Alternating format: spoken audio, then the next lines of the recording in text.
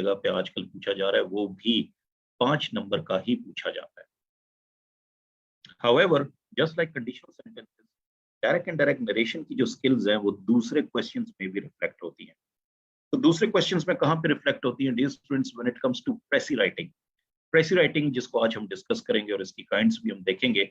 जहां तक narrative text है, नैरेटिव यानी कि कहानी, तो कहानी में पास्ट टेंस इस्तेमाल होता है और कहानी में हमेशा किरदार होते हैं। Whenever there are characters, they exchange dialogues, और वो डायलॉग्स आमतौर पे डायरेक्ट स्पीच में लिखे होते हैं। आपको इसी तरह की एक कहानी की किस्म ट्रेवलॉग, सफरनामा दिया गया था 2016 में, और उसके अंदर 2 जो हैं डायरेक्ट स्पीचेस इन्वॉल्व थी। और असूल प्रेसी राइटिंग का यही है कि direct speech must be converted into indirect narration. So अगर डायरेक्ट इनडायरेक्ट का वो आपसे सवाल पूछे ना पूछे, जो एक स्पेसिफिक किस्म की प्रेसी देता है जिसे हम नैरेटिव टेक्स्ट कहते हैं, उसमें वो आपसे डायरेक्ट इनडायरेक्ट के रूल्स जरूर प्रैक्टिस करने के लिए एक्सपेक्ट कर रहा होगा। सो 2016 में डायरेक्ट स्पीच इन्वॉल्व थी, बात 2021 में दी, मगर वो ट्रेवलॉग नहीं थी, दैट वाज ए बायोग्राफी नजीर हसन की। और उसके अंदर जो है एक, अगर मैं कहूँ तो डायरेक्ट स्पीच का जुमला था, यूज योर एनिमीज वाइजली और in the end you would become like one. So obviously जनाब हम यू एटीट्यूड यूज नहीं करते हैं और डायरेक्ट स्पीच में जो यू होता है हमेशा इनडायरेक्ट स्पीच में कन्वर्ट करते हैं। तो इसको भी आपने इनडायरेक्ट स्पीच में ही लिखना था। सो वो डायरेक्ट इनडायरेक्ट का सवाल पूछे ना पूछे, मगर उसकी स्किल्स प्रेसी राइटिंग की एक स्पेसिफिक किस्म के टेक्स्ट जिसे हम नैरेटिव टेक्स्ट कहते हैं, उसके अंदर वो जरूर अप्लाई करेगा। नैरेटिव में जरूरी नहीं है कि सिर्फ कहानी हो, इस कहानी में जाहिर है उसकी मुख्तलिफ इकसाम है, या ट्रेवलॉग जो आपको 2016 में पूछी गई, it could be a biography. Biography आपको जो है ये 2021 में हालात जिंदगी वो पूछी गई नजीर हसन की और उसकी कंट्रीब्यूशंस की। It could B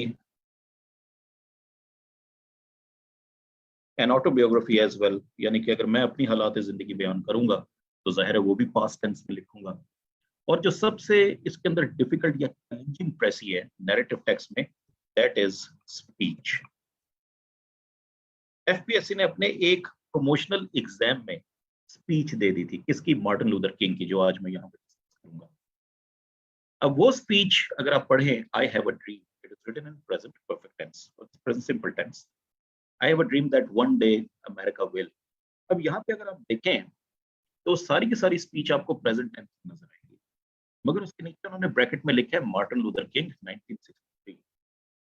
dear students, ये स्पीच 1963 में डिलीवर हो गई थी। सो आपने इस पे डायरेक्ट इनडायरेक्ट के रूल्स ही इस्तेमाल करने। आप स्टार्ट, ये Martin Luther king in his speech said that he had a dream. Direct indirect rules आप डायरेक्टली अप्लाई नैरेटिव कर रहे हैं। तो 5 साल पहले एफपीएससी ने एक प्रमोशनल एग्जाम में जो है ये स्पीच प्रेसी राइटिंग के लिए दी थी, और इसके अंदर वो ऑब्वियसली डायरेक्ट इनडायरेक्ट नरेशन की स्किल्स भी टेस्ट कर रहा था। तो जरूरी नहीं है कि आपकी प्रेसी एक सिंपल फॉर्म में पूछी जाए, प्रेजेंट टेंस में फैक्ट्स पे मबनी हो। अगर उसके अंदर पास्ट टेंस इस्तेमाल होता है, नैरेटिव टेक्स्ट की टेक्निक इस्तेमाल होती है, तो उसके अंदर डायरेक्ट इनडायरेक्ट नरेशन का भी कहीं ना कहीं एग्जाम जरूर हो रहा होगा। Direct indirect, again, it is a question of only 5 marks, but it becomes a question of 20 marks when their skills are applied in the narrative text. Direct indirect को वो आपसे सवाल पूछे ना पूछे, रीडिंग कॉम्प्रिहेंशन के हर सवाल का जवाब आपने इनडायरेक्ट स्पीच में ही लिखना होता है। Why? Because the instructions are use your own words, use your own language. आप exactly टेक्स्ट से जो मटेरियल है वो कॉपी पेस्ट नहीं कर सकते। तो जो कुछ भी आप लिखते हैं आप हमेशा अपने अल्फाजों में लिखते हैं। So this is what we call indirect speech, when you cannot copy and paste, you cannot write exactly what the author has said or written. तो हर सवाल का जवाब रीडिंग कॉम्प्रिहेंशन में इनडायरेक्ट स्पीच में ही लिखा जाता है। Moreover, dear students, इस साल अगर आप प्रेसी का पेपर देखें और स्टूडेंट्स की डीएमसीज देखें, बहुत लो मार्जिन से चंद अफराद हैं वो फेल कर गए ये पेपर। तारीख में पहली बार ऐसा हुआ है कंपेटिटिव एग्जाम्स की कि आपको जो ट्रांसलेशन 2020 में दी गई थी 2023 में, it was written in indirect speech. वो शुरू कैसे होती है बुजुर्ग ने बताया कि पहाड़ के पीछे एक जंगल है जहां पर वो फूल उगता है। सो डियर स्टूडेंट्स, सारा पैराग्राफ उर्दू में अगर आप देखें तो वो सारे का सारा आपको प्रेजेंट टेंस में ही लिखा हुआ नजर, मगर जब आप उसको इंग्लिश लैंग्वेज में कन्वर्ट करेंगे, ट्रांसलेट करेंगे, then you must go for the reporting speech said, the old man said that. अब जब रिपोर्टिंग स्पीच आपकी पास्ट में है सेड, तो आगे सारा प्रेजेंट टेंस भी पास्ट में होगी। There was a jungle beyond the mountains where that our view, you have to write everything in past. So that happened first time in the history of any competitive exams के इस बार उसने direct indirect आपको question नहीं दिया, मगर सारी जो translation है वो सारा पैराग्राफ उसने इनडायरेक्ट स्पीच में दे दिया, और यही सबसे बड़ा धोखा हुआ है। तो direct indirect narration dear students खुद 5 नंबर का सवाल है, मगर इसकी एप्लीकेशन किसी ना किसी दूसरे क्वेश्चन में लाजमी हो रही है। Then comes the question of reading comprehension. Dear students, reading comprehension में आमतौर पे आपको रेफरेंस क्वेश्चंस ही दिए जाते हैं। Reference questions are those questions जिनका एग्जैक्ट मटेरियल और डेटा जो है वो मौजूद होता है आपकी टेक्स्ट। However, रेफरेंस क्वेश्चंस के साथ इन्फरेंस क्वेश्चंस भी आजकल ऐड कर दिए गए। इन्फरेंस जिसका एग्जैक्ट डेटा होता है, you read, you understand the text and it depends upon your understanding whether you are able to answer the question or not. तो वो ओवरऑल आइडिया समझे बगैर इस सवाल का जवाब नहीं दिया जा सकता। सो अगर तो उसने आपको रीडिंग कॉम्प्रिहेंशन के पैसेज में 4 सवाल दिए हैं तो 3 रेफरेंस क्वेश्चन होंगे, 1 इन्फरेंस लाजमी होगा। अगर 5 सवाल दिए रीडिंग कॉम्प्रिहेंशन के पैसेज के बाद तो उसमें 2 इन्फरेंस क्वेश्चन होंगे, 3 रेफरेंस क्वेश्चन होंगे। तो ये अब एग्जामिनर की अपनी विल पे है कि वो कौन से क्वेश्चंस आपको पूछता है। Over the period of time if you ask any of our qualifiers, वो हमेशा ये जरूर कहेगा कि प्रेसियन कंपोजिशन में प्रेसी तो मैंने मैनेज की, but the question that took most of my time was reading comprehension. Reading comprehension की टेक्स्ट ना सिर्फ अब आपको लेंथी दी जा रही है, बल्कि क्वेश्चंस में भी बहुत वैरायटीज आ गई हैं। आपको रेफरेंस क्वेश्चन नहीं दिया जाता, इनफरेंस क्वेश्चन ही दिया जाता है। So we shall also discuss the varieties in the reading comprehension, जो questions की varieties हैं, especially focusing the papers of 2012, 2020, 2018 and the other years, हम इसको भी जो है discuss करेंगे। And the last question is the question of translation. Translation carries only 10 marks. अगर प्रेसी की बात करूँ, it carries 20 marks. Reading comprehension also carries 20 marks. Translation carries 10 marks. Translation में जो इसने आपको एक फैसिलिटी दी है, that facility is to translate the following text keeping in view its figurative or idiomatic expression. So dear students, आपको सिर्फ word for word या literal translation की ऑप्शन नहीं दे रहा, आपको वो बा मुहावरा तर्जुमा इडियोमैटिक ट्रांसलेशन इसकी ऑप्शन भी दे रहा है कि जहां जहां पे पॉसिबल हो आप इसको भी कंसिडर करें। और इडियोमैटिक ट्रांसलेशन क्या है? अगर तो आपको ऑब्वियसली ये सेंटेंस उर्दू का आ जाता है कि मेरा दिल खुशी से बाग बाग हो गया, तो जाहिर है मैं ऐसे ट्रांसलेट नहीं कर सकता कि my heart becomes garden garden. मैंने अब जाहिर है इंग्लिश लैंग्वेज में उस मीनिंग को उसी तरह ही जो है कन्वे करना है जो उसका असल क्रक्स है। So I would translate it that I was overjoyed, या my heart was filled with joy. इसी तरह इंग्लिश लैंग्वेज में बहुत सारे मुहावरे हैं, उनको जाहिर है मैं उर्दू में उस तरह लिटरली ट्रांसलेट नहीं कर सकता। सो इंग्लिश लैंग्वेज में है जी बार्किंग डॉग सेल्डम बाइट, अब उर्दू में मैं ऐसे नहीं से ट्रांसलेट करूंगा कि भौंकते कुत्ते काटते नहीं, मैंने उसका उर्दू मुहावरा ही कंसिडर करना है कि जो गरजते हैं वो बरसते नहीं। सो इडियोमेटिक ट्रांसलेशन में आप ये देखते हैं कि उस लैंग्वेज में किस तरह अप्रोप्रिएटली ये इस लैंग्वेज का मीनिंग लिखा जा सकता है, कन्वे किया जा सकता है। सो ट्रांसलेशन में आपको वो इडियोमेटिक ट्रांसलेशन की ऑप्शन देता है। सो ट्रांसलेशन कभी भी आपको सिंगल सेंटेंस में नहीं दी जाती, it is always given in a paragraph form, हमेशा आपको पैराग्राफ में दिया जाता है। और पैराग्राफ में देने का मकसद क्या है? One paragraph has obviously one main idea, एक पैराग्राफ का एक ही मेन आइडिया है, और जाहिर है once you understand the idea you understand the context, उस कॉन्टेक्स्ट को मद्देनजर रख के मैं ट्रांसलेट करता हूँ। इससे सहूलत ये होती है कि अगर मुझे खुदा ना खास्ता किसी वर्ड का मीनिंग नहीं भी आता तो मैं कॉन्टेक्स्ट को मद्देनजर रख के उस वर्ड को एक्सप्रेस करने की कोशिश करता हूँ इन अदर सूटेबल वे। तो पैराग्राफ में ही ट्रांसलेशन मुमकिन है, सिंगल सेंटेंस ट्रांसलेशन मुमकिन नहीं होती, क्योंकि उसमें टेंस डिटरमिन नहीं किया जा सकता अगर कॉन्टेक्स्ट आपके पास अवेलेबल ना हो। तो चाहे ये पीएमएस एग्जाम है, सीएसएस एग्जाम है या स्पेशल सीएसएस एग्जाम है, ट्रांसलेशन जो है it is always given in the form of a paragraph. तो dear students, these three questions together they comprise half the weightage of your paper. ये तीनों जनाब 50% आपके जो हैं ये वेटेज है आपके टोटल मार्क्स की। तो 100 मार्क्स का ये पेपर है और 50% जो है मार्क्स इन्हीं 3 सवालों के, विच मींस कि इन 3 सवालों को आपने बड़ा केयरफुली फोकस करना और बड़े अच्छे तरीके से अटेम्प्ट करना है। If you score more than 30 out of 50 in these 3 questions, it means that you are on a very safe side when it comes to scoring high marks in English Precis and composition. There are other questions. बाकी questions जो हैं वो objective नौयत के हैं, जिसके अंदर एक आपका करेक्शन ऑफ एरर्स का है। तो करेक्शन ऑफ एरर्स का क्वेश्चन एक कंपल्सरी क्वेश्चन है, ये कोई भी कम्पिटिटिव एग्जाम वगैरह ये मुकम्मल नहीं होता है। सो करेक्शन ऑफ एरर्स आपको 3 जो हैं पैरामीटर्स वहीं से ही पूछे जाते हैं। इन 3 फाउंडेशंस पे आपका करेक्शन ऑफ एरर्स स्टैंड करता है। The first portion is the correction related to subject and verb agreement. Subject and verb agreement के errors अगर आप past paper review करें, आपको जनाब ये 2018 में पूछे गए, फिर 2017 में इसका एक सेंटेंस है। रेगुलरली ये आपको 2021 से पूछे जा रहे हैं। 2021 में अगर आप देखें करेक्शन ऑफ एरर्स, तो उन 7 या 8 करेक्शन ऑफ एरर्स में से 2 correction of errors subject and verb agreement में।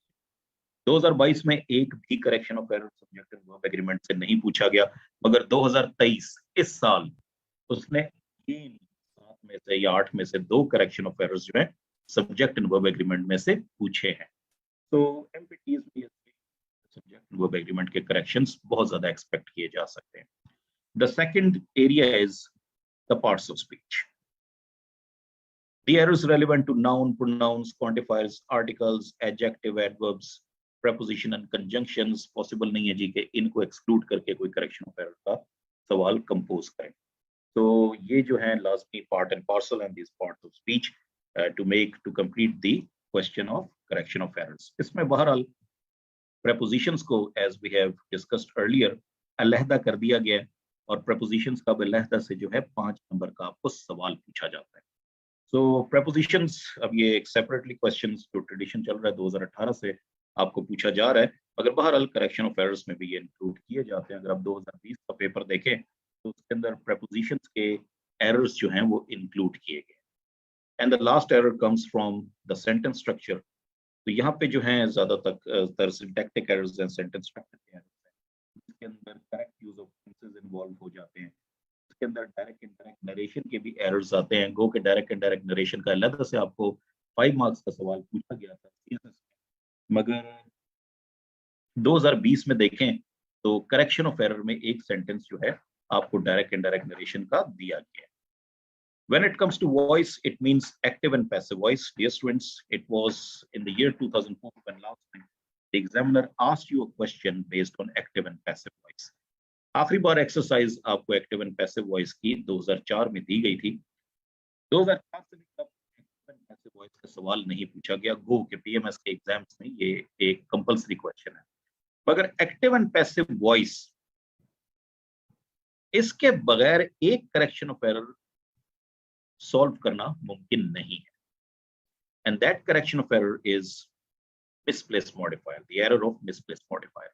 मिसप्लेस मॉडिफायर का एरर तभी रिमूव हो सकता है अगर आप एक्टिव एंड पैसिव वॉइस को यहाँ पे प्रैक्टिस करें।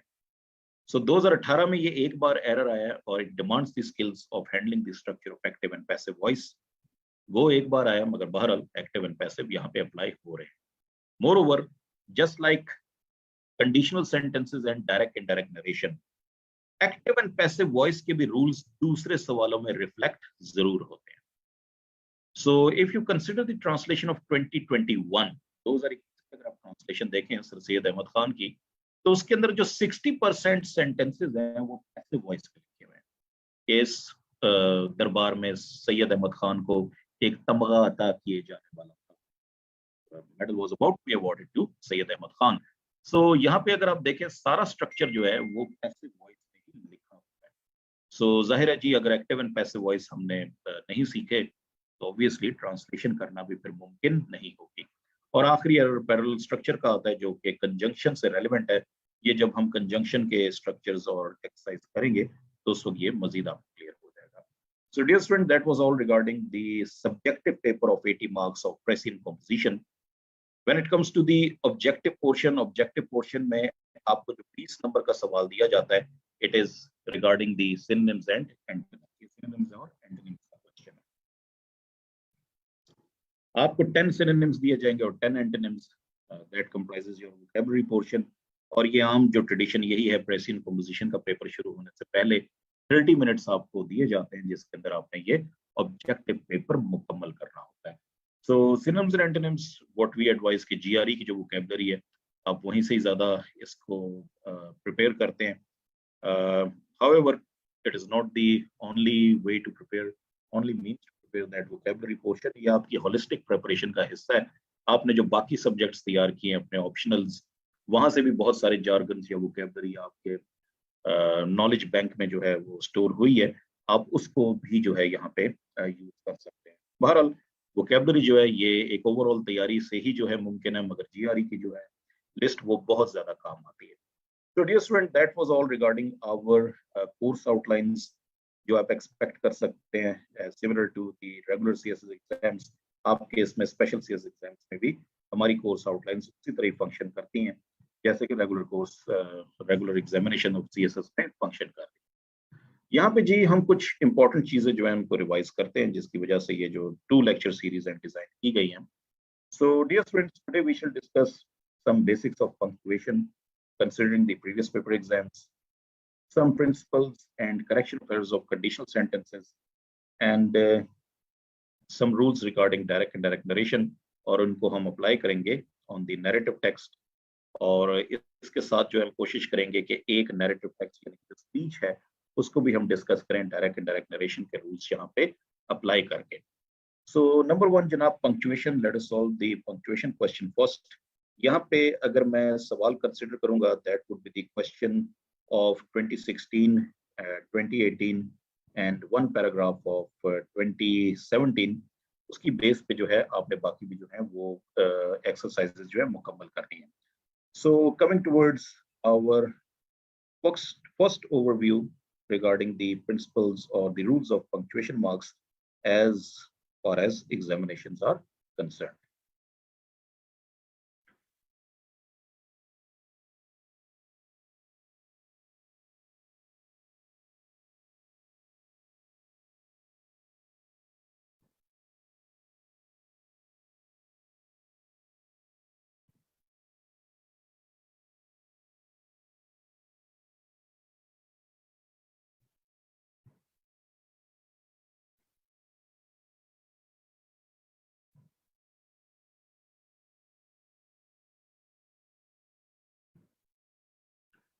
Starting with 2016, dear students, whenever the examination or the question of punctuation comes in front of you, instructions उसकी कभी भी इग्नोर ना करें।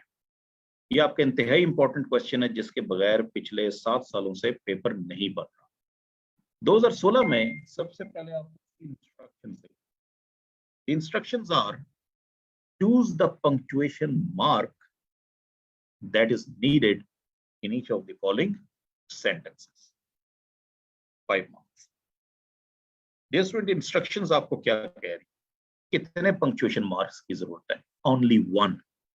Choose the punctuation mark that is needed. इसकी जरूरत है in each of the following sentences. इनमें से हर सेंटेंस का मतलब ये है कि एक पंक्चुएशन मार्क आपने ऐड करना है। जो पंक्चुएशन मार्क्स पहले से इस्तेमाल हुए हैं उन्हें हरगिज़ डिस्टर्ब नहीं करना, वो बिल्कुल ठीक है। So dear students, starting with the last one, everyone was shocked when Max Smithfield, a studious, extremely bright high school senior, decided that college was not for him. Dear student, I have to use only one punctuation mark. First of all, let me see what is the original sentence. The original sentence is, everyone was shocked when Max Smithfield decided that college was not for him. So subject, verb and complement is the structure of a sentence. अब इसके अंदर उसने एक additional information डाली है. वो additional information किसके मुतालिक है? मैक्स स्मिथफील्ड के मुतालिक. Dear students, when the information demands emphasis, your special attention, and when the information stands out of the text, जो नुमाया जो हो उस टेक्स्ट के अंदर, सेंटेंस के अंदर बड़ी नुमाया हो, हमेशा हम उसके लिए डबल डैशेस इस्तेमाल करते हैं. सो यहाँ पे एक डैश ऑलरेडी इस्तेमाल कर दिया गया है इस एडिशनल इंफॉर्मेशन के साथ. दूसरा डैश जो है that would come after senior. So that dash is longer than hyphen m dash भी इसको कहा जाता है.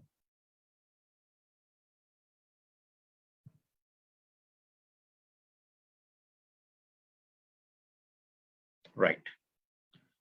Yes, remember दो डैशेस के दरमियान हम वो इंफॉर्मेशन इंक्लूड करते हैं जो कि आपकी स्पेशल फोकस अटेंशन डिमांड कर रही होती है, जिसको इग्नोर नहीं कर सकते. Now the question is कि ये इंफॉर्मेशन दो डैशेस के दरमियान ही क्यों लिखी गई है? And the answer is ये कोई आम शख्स नहीं है जो कह रहा है कि कॉलेज मेरे किसी काम का नहीं है. हर किसी को धचका लगा जब मैक्स स्मिथफील्ड ने ये फैसला किया कि कॉलेज उसके किसी काम का नहीं. भाई हर किसी को धचका क्यों लगा? क्योंकि ये मैक्स स्मिथफील्ड कौन है? ये कोई इनकॉम्पिटेंट स्टूडेंट नहीं है. He is a studious, extremely bright high school senior. इंतहाई लाइक जो है ये तालिब इल्म है जिससे आप इस तरह की बात की तवक्को नहीं कर सकते. इसने फैसला किया है कि कॉलेज इसके किसी काम का नहीं है. सो ऐसी information which demands your special attention, emphasis, it is always written between two dashes. इस इंफॉर्मेशन को अगर मैं इस जुमले से एक्सक्लूड कर दूंगा, जुमले का तो पर्पस ही खत्म हो जाएगा. ये वो इंफॉर्मेशन है जिसको मैं इग्नोर हरगिज नहीं कर सकता. सो एग्जामिनर ने एक डैश यहाँ पे इस्तेमाल की है और मुझे क्लू दे दिया है कि दूसरी डैश आपने इस्तेमाल करनी है, क्योंकि जो इंस्ट्रक्शन थी उस इंस्ट्रक्शन में पहले से बयान किया गया है choose the punctuation mark that is needed. एक पंक्चुएशन मार्क की जरूरत है. सो जिसकी जरूरत थी I have used it over here. So दो डैशेस के दरमियान you always include that information which is standing out of the text, which is very prominent and without which the sentence would lose its meaning.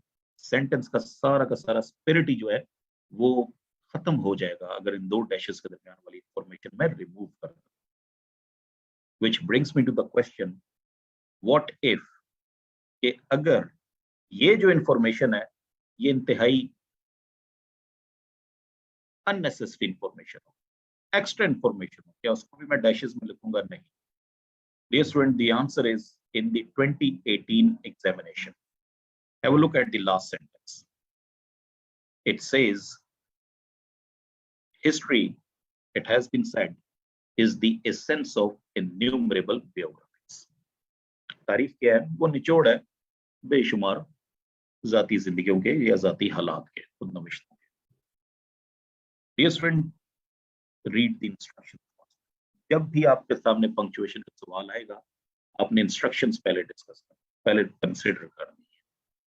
The instructions are use punctuation marks. अब यहाँ पे mark नहीं है. 2016 में उसने लिखा था use the punctuation mark. अब यहाँ पे वो क्या कहते हैं? Use punctuation marks where needed in the following sentences, which means कि हर सेंटेंस में एक से ज्यादा पंक्चुएशन मार्क की ऑप्शन मौजूद है. अब इसी सेंटेंस को देखिए. History, it has been said, is the essence of innumerable biographies. Dear student, what is the original sentence? What is the actual sentence? The actual sentence is this one. History is the essence of innumerable biographies.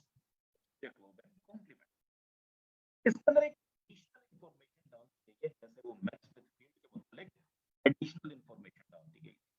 मगर ये information ऐसी है, ये एक extra non essential information है. अगर इसको मैं एक्सक्लूड भी कर दूंगा जुमले के मीनिंग पे कोई असर नहीं पड़ेगा, क्योंकि ये जाहिर सी बात है, किसी न किसी ने तो कहा ही है। So this kind of information can not write inside two dashes, क्योंकि ये वो इंफॉर्मेशन नहीं है जो सेंटेंस में नुमाया नजर आ रही है, विच stands out from the prominent one. ये एक अननेसेसरी एक्स्ट्रा इंफॉर्मेशन है, so instead I would use bracketing commas. Remember dear students, we use bracketing commas. इनको ब्रैकेटिंग कॉमास इसलिए कहा जाता है कि ये इंफॉर्मेशन ब्रैकेट में भी लिखी जा सकती है। However, in English writing, brackets का इस्तेमाल बहुत कम होता है, साइंटिफिक राइटिंग में जरा ज्यादा होता है। सो ये इंफॉर्मेशन इन दो कॉमास के दरमियान इसलिए लिखी गई है कि ये unnecessary extra non essential information है, यानी कि अगर इसको मैं रिमूव कर दूंगा तो सेंटेंस के मीनिंग पे, सेंटेंस की सेहत पे कोई असर नहीं पड़ेगा।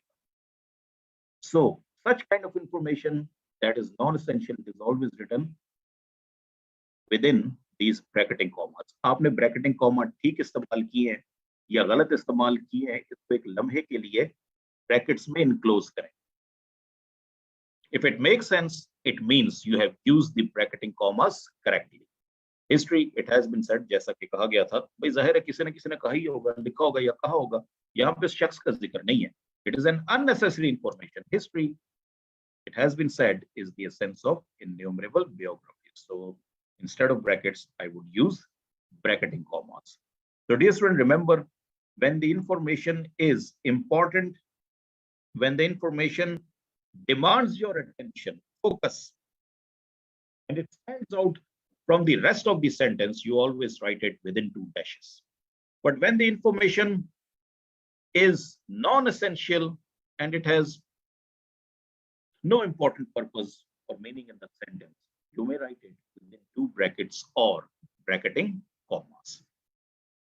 So dear student, that was the function of our punctuation marks with special reference to the bracketing commas and the two dashes. आपको dashes और ब्रैकेटिंग कॉमा ये एक बार ही पूछा गया, ज्यादा बार पूछा नहीं गया, बट एनीवेज आपसे ये मजीद पूछा जा सकता है। अच्छा जी, next is this question. Again इसके अंदर भी ब्रैकेटिंग कॉमा का इस्तेमाल है, जो हमने रूल अभी यहाँ पे डिस्कस किया है। मॉरीन्स 3 सिस्टर्स, मॉरीन की 3 बहनें। Dear student, here comes a comma. Maureen की 3 बहनें कौन है जी? Molly, Shannon and Patricia are all spending the summer at their grandmother's beach house.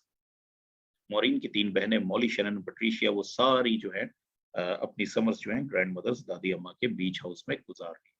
So what is the actual sentence? This the actual sentence.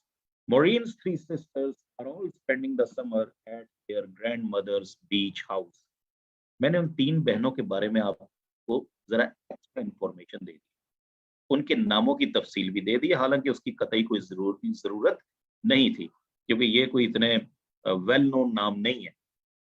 तो मैंने एक extra information दी है।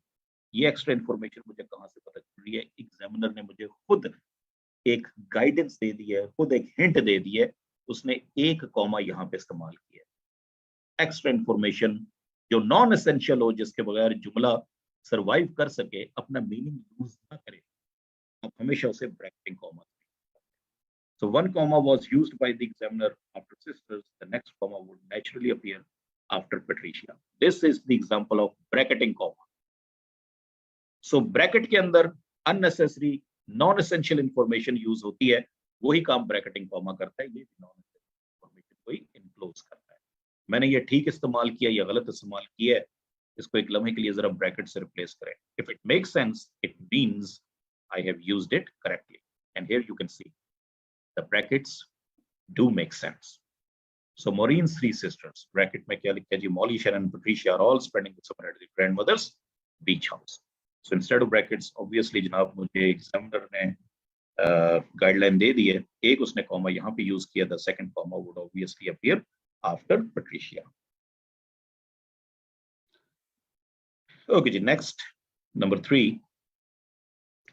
For the centerpieces, the florist recommended the following flowers. Dear student, remember, whenever the word follows or following, जब भी ये लफ्ज follows या following आपके जुमले में आ जाए, आंख बंद करके आपने कॉलन का इस्तेमाल करना है। तो यहाँ पे मुकम्मल आंखें बंद नहीं करनी, फॉलिंग फ्लावर्स के बाद आपने कॉलन यूज करना है, बिकॉज इंस्ट्रक्शन में कहा था चूज द पंक्चुएशन मार्क, वो पंक्चुएशन मार्क इस्तेमाल करें दैट इज नीडेड, जिसकी जरूरत है।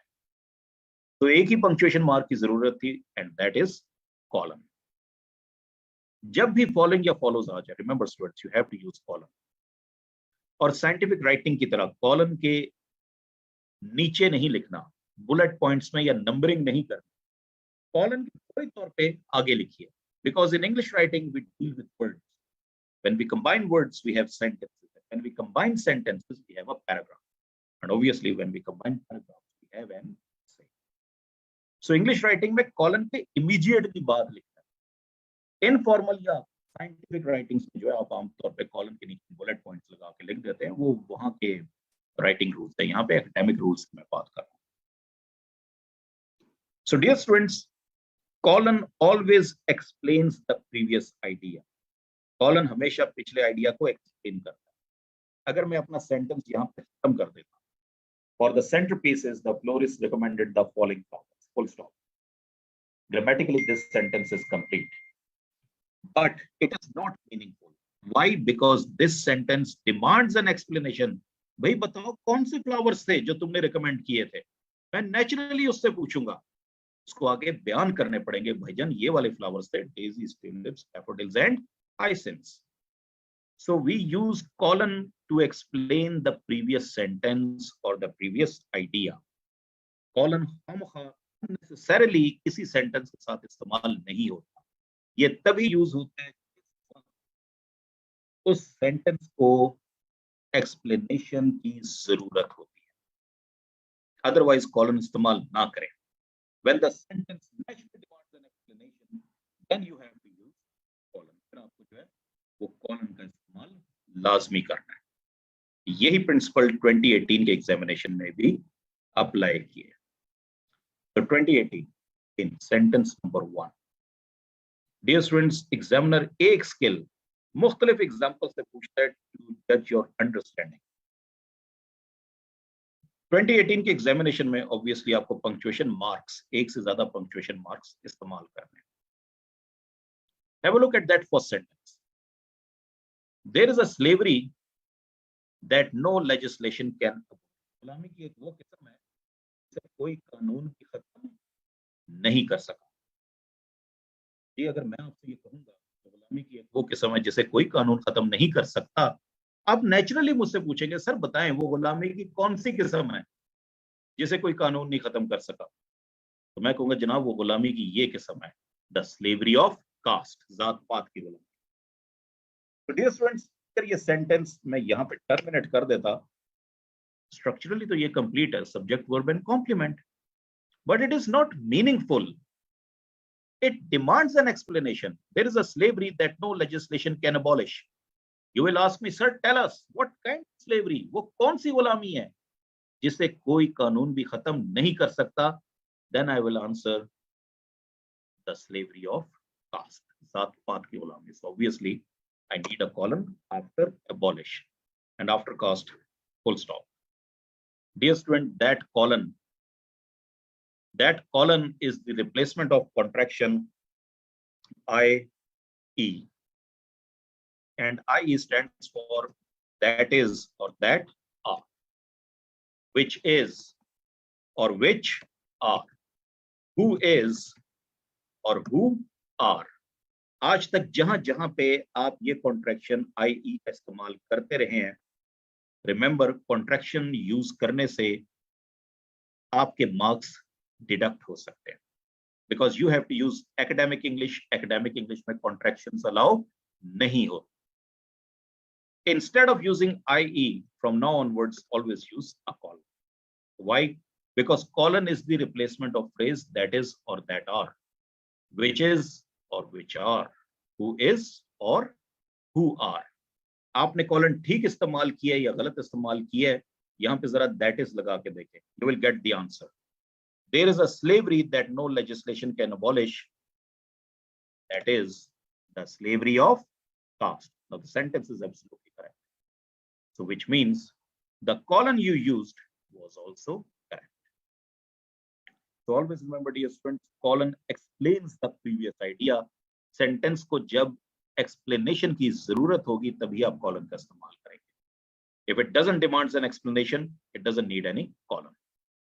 तो यहाँ पे अगर आप देखें तो आपको जनाब कॉलन का भी जो है यूज ये पूछा गया 2016 में भी और 2018 के एग्जाम में. अब हम तीसरे उसकी तरफ बढ़ते हैं. The third sentence is the fourth one, or rather 2016 examination, back to 2016. Lily is an accomplished gymnast. Lily एक मानी हुई जिम्नास्ट है. ठीक है जी. She won 3 medals in her last competition. पिछले कंपटीशन में इसने मुकाबले में इसने 3 मेडल जीते थे. Right? Dear students, we can clearly see that there are 2 complete ideas and 2 complete sentences as well. Lily is an accomplished gymnast. Subject, verb and complement. Full stop लगा सकता हूँ. She won 3 medals in her last competition. Full stop पहले का लगा. अब चूंकि दोनों sentences का सब्जेक्ट एक ही है, मौजू एक ही है, एक ही शख्स के मुतालिक बात हो रही है, तो इन दोनों को मैं सेंटेंसेस को कंबाइन भी कर सकता हूं. मुझे चूंकि ऑप्शन दिया उसने कि एक ही पंक्चुएशन मार्क यूज करो, मैं फुल स्टॉप यूज कर रहा हूं. Be careful dear students. यहां पे शी का जो एस है, it is small not capital. तो इसका मतलब मैं यहाँ पे फुल स्टॉप यूज नहीं कर सकता. रिमेंबर, कैपिटलाइजेशन की ऑप्शन आपके पास सिंगल सेंटेंसेस में नहीं है या सेंटेंस बेस्ड पंक्चुएशन में नहीं है. अलबत्ता जो पैराग्राफ है उसके अंदर कैपिटलाइजेशन की ऑप्शन एग्जामिनर आपको खुद से देता है.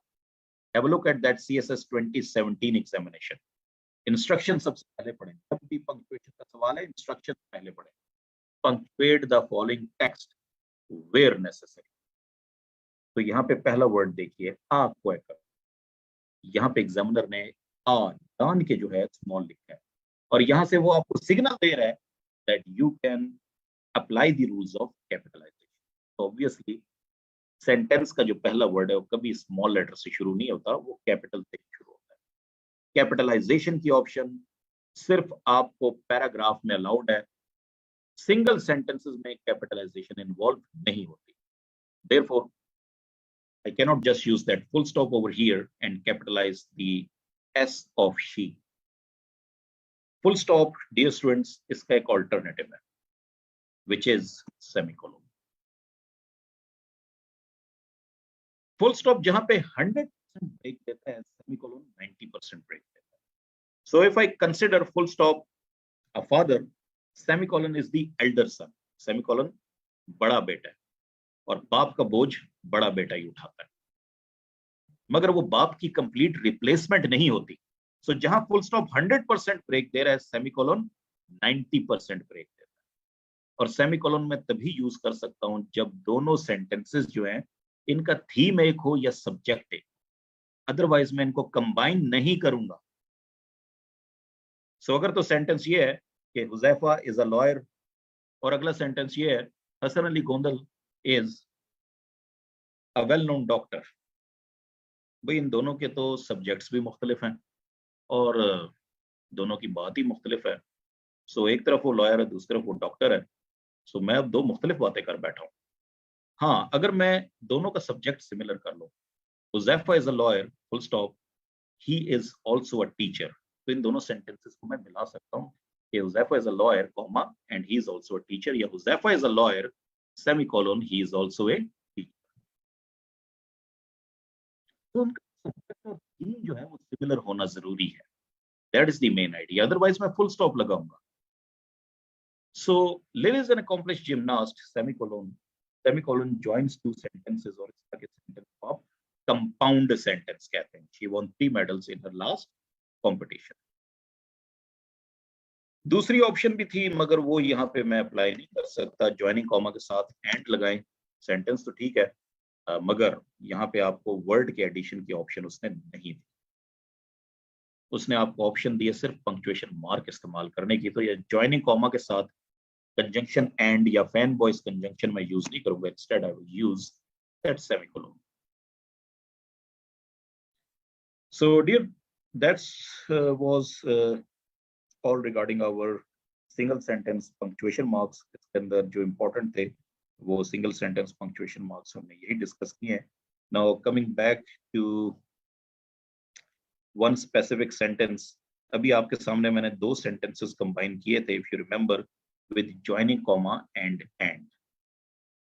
डियर स्टूडेंट, दो सेंटेंसेस सेमीकोलन से ज्वाइन नहीं हो सकते, बल्कि ज्वाइनिंग कॉमा और एंड से भी ज्वाइन होते हैं। ये एंड जो है आमतौर पे कंजंक्शंस हैं जिनको कोऑर्डिनेटिंग कंजंक्शंस आप कहते हैं, फैन वॉइस कंजंक्शंस भी कहते हैं, जो दो complete sentences of equal grammatical structure उनको ज्वाइन करते हैं।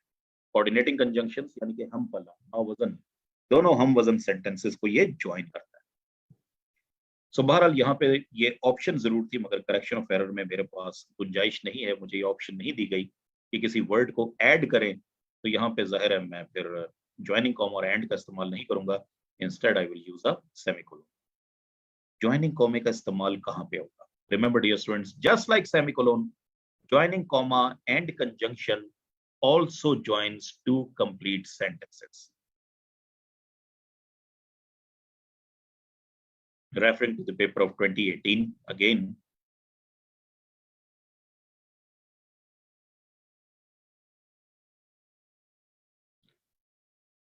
there is only one cure for the evils which newly acquired freedom produces.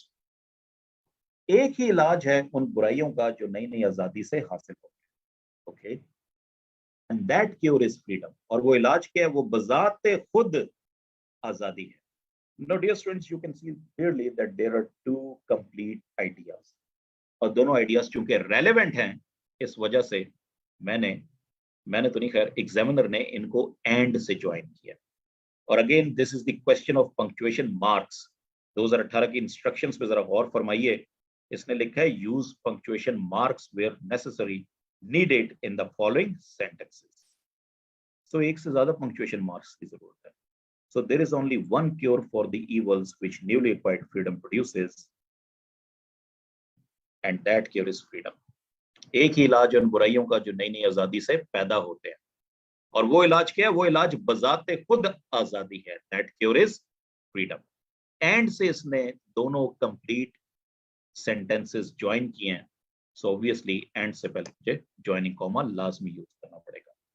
हम अपनी एकेडमिक प्रैक्टिस में कंजंक्शन से पहले कॉमे का इस्तेमाल नहीं करते whenever we combine two complete sentences, but whenever we combine two complete sentences with the help of the fan voice conjunctions, तो इससे पहले आपने कॉमे का इस्तेमाल जरूर करना। जुमले के आखिर में ऑब्वियसली फुल स्टॉप भी आएगा।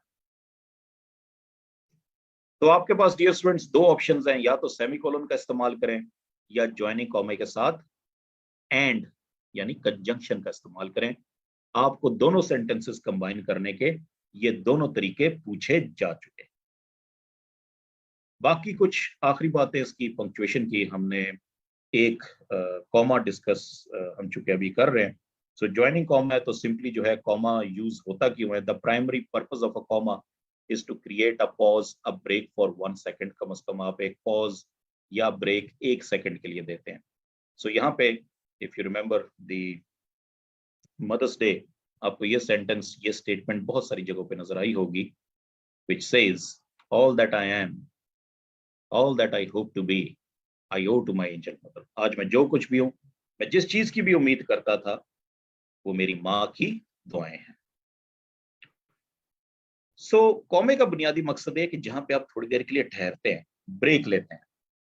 सो whenever there is a little pause, a break, at least for 1 second, यानी कि जहां पे आप 1 सेकेंड के लिए रुकते हैं, वहां पे आप कॉमे का इस्तेमाल करते हैं। So all that I M, यहाँ पे तकरीबन एक आइडिया मुकम्मल होता है, आज मैं जो कुछ भी हूं।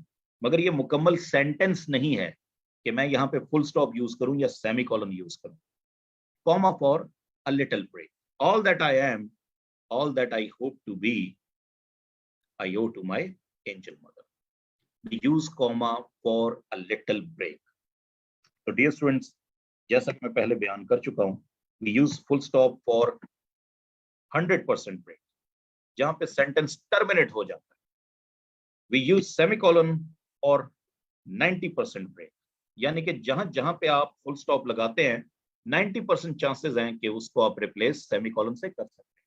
Full stop is the father, semicolon is the elder son. और ये जो है comma, it only gives 10% break. बस आप एक लम्हे के लिए यहाँ पे ठहरते हैं, 1 सेकंड के लिए ठहरते हैं। Comma by no means can replace full stop. ये सबसे खानदान का छोटा बेटा है, जो सबसे लाडला होता है, इससे कोई ज्यादा बोझ इस पे नहीं डाला जाता। बस घर के डोमेस्टिक काम ही कराए जाते हैं, दूध दही अंडे ले आओ, ज्यादा इसको सीरियस काम नहीं दिए जाते। सो ये कभी भी फुल स्टॉप की रिप्लेसमेंट नहीं होगी। हाँ, अगर आपने फुल स्टॉप यूज इसकी जगह पे करना है तो कॉमे के साथ आपको कंजंक्शन एंड यूज करना पड़ेगा, ये तभी फुल स्टॉप को रिप्लेस कर सकता है। अदरवाइज कॉमे का जो अपना पर्पस है, it only creates a slight pause, कम से कम 1 सेकंड के लिए आप ठहर जाते हैं। तो डियर स्टूडेंट्स, आपको इन पैरामीटर से जो है, इन पंक्चुएशन मार्क से जो है क्वेश्चन पूछा गया है। So we have discussed the important questions, important punctuation marks like comma, semicolon, colon and dash. So ये 4 जो हैं हमने यहाँ पे important जो है punctuation marks discuss किए। The last note is regarding the paragraph. Dear students, ज्यादा इम्कान यही है कि आपको पैराग्राफ दिया जाए, बट एनीवेज पिछले 2018 से लेकर अब तक पैराग्राफ्स ही आपको पूछे जा रहे हैं पंक्चुएशन के। सो सिंगल सेंटेंस को भी मैं इग्नोर नहीं कर सकता। यहाँ पे जो पैराग्राफ में आपको उसने ऑप्शन दी है कि punctuate the following where necessary, कि जहां जहां पे जरूरत है वहां वहां पे आप पंक्चुएशन इस्तेमाल कर दें, जहां जहां पे। सो हमने जहां पे प्रोपरली यूज करना है वहीं पे जो है हम करेंगे। यहाँ पे कैपिटलाइजेशन भी इन्वॉल्व हो गई है, इसलिए कैपिटलाइजेशन को हम इग्नोर नहीं कर सकते, क्योंकि एग्जामिनर ने यहाँ पे हमें एक ऑप्शन दे दिया है, पहला वर्ड स्मॉल करके। टेक्स्ट में पहले एक जर्नल रीडिंग करता हूं, उसके बाद में पंक्चुएशन मार्क्स का फैसला करूंगा। A quaker was one day walking on country road. एक दफा का जिक्र है कि एक पादरी वो एक देहाती पगडंडी पे जा रहा था। सो क्वाइकर एक वो होता है जिस चर्च से मंसूब होता है, चर्च के बाहर ज्यादातर जो है वक्त गुजारता है। He was suddenly met by a highwayman. अचानक उसका वास्ता एक डकैत से पड़ जाता। Pointing a pistol, the man exclaimed. पिस्तौल तानते हुए वो शख्स बोलता है, क्या बोलता है जी? There is a direct speech, your money or your life. तुम्हारा माल या तुम्हारी जान। Dear student, स्पोकन इंग्लिश में आपको ऑलरेडी पता होगा कि we do not follow the complete grammatical structures और even the grammatical rules.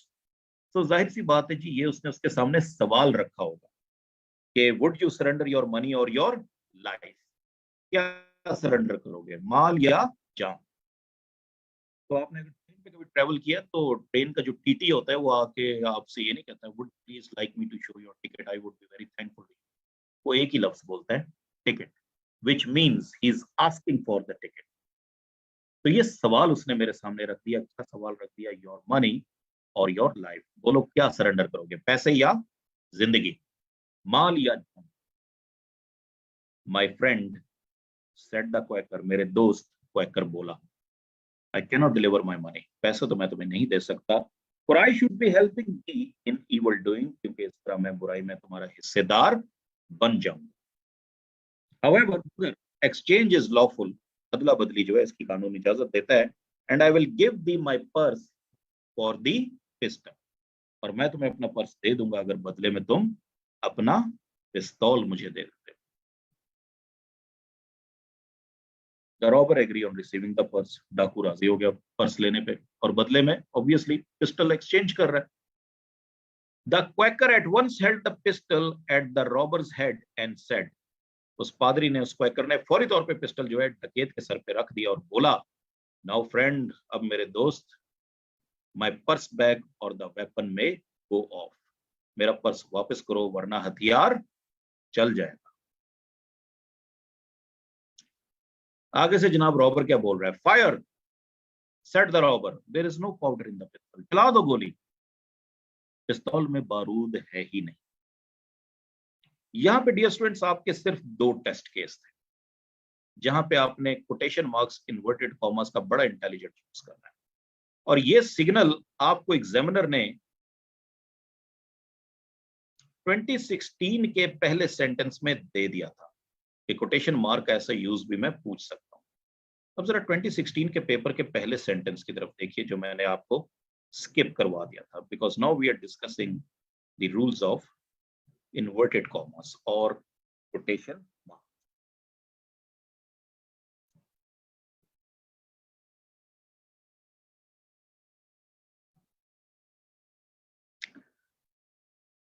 Dear students, have a look at this sentence.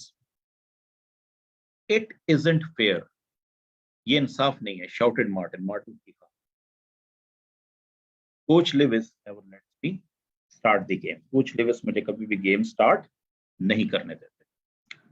यहां पे डियर स्टूडेंट्स मार्टिन के 2 डायलॉग्स हैं जिन्हें 2 हिस्सों में डिवाइड कर दिया गया। जो रिपोर्टिंग स्पीच है वो दरमियान में लिखी गई है, और जो कोटेड स्पीच है वो अलग-अलग 2 हिस्सों में डिवाइड की है।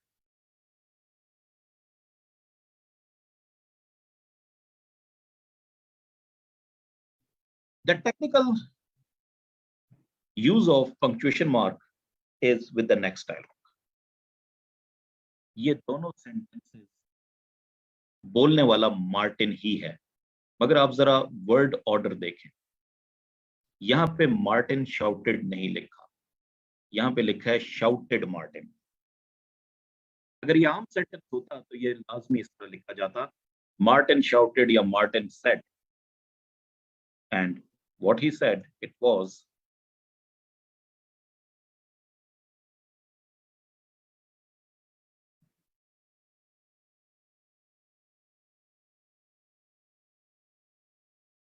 Martin shouted, comma, inverted commas, it isn't fair। यहां पे एक मुकम्मल सेंटेंस हो गया, साइन ऑफ एक्सक्लेमेशन डाला गया क्योंकि जाहिर है शाउटेड तो साथ में वो बोल रहा है। Coach Lewis never lets me start the game, coach Lewis मुझे कभी भी गेम स्टार्ट नहीं करने देते। अब डियर स्टूडेंट्स आपको वो पंक्चुएशन में कभी भी इतना सादा जुमला नहीं देगा जिसको इजीली आप गेस कर लें कि एक कोटेशन मार्क यहाँ पे आ गया तो दूसरा इन्वर्टेड कॉमा या कोटेशन मार्क एंड में यूज होगा। उसने आपको स्प्लिट डायलॉग दिया और उसने सिग्नल क्या दिया, यहाँ पे उसने सेड या शाउटेड, जो रिपोर्टिंग वर्ब है वो पहले लिखा है और स्पीकर का नाम बाद में लिखा है। मुझे यहां से पता चल रहा है कि इट इजंट फेयर बोलने वाला जो है ये मार्टिन ही था, क्योंकि यहाँ पे शाउटेड पहले आया, सेड पहले आया और मार्टिन बाद में। ये स्प्लिट डायलॉग्स है और यही स्प्लिट डायलॉग टेक्निक इसने 2017 के एग्जाम में यूज की है। So let us go with the solution.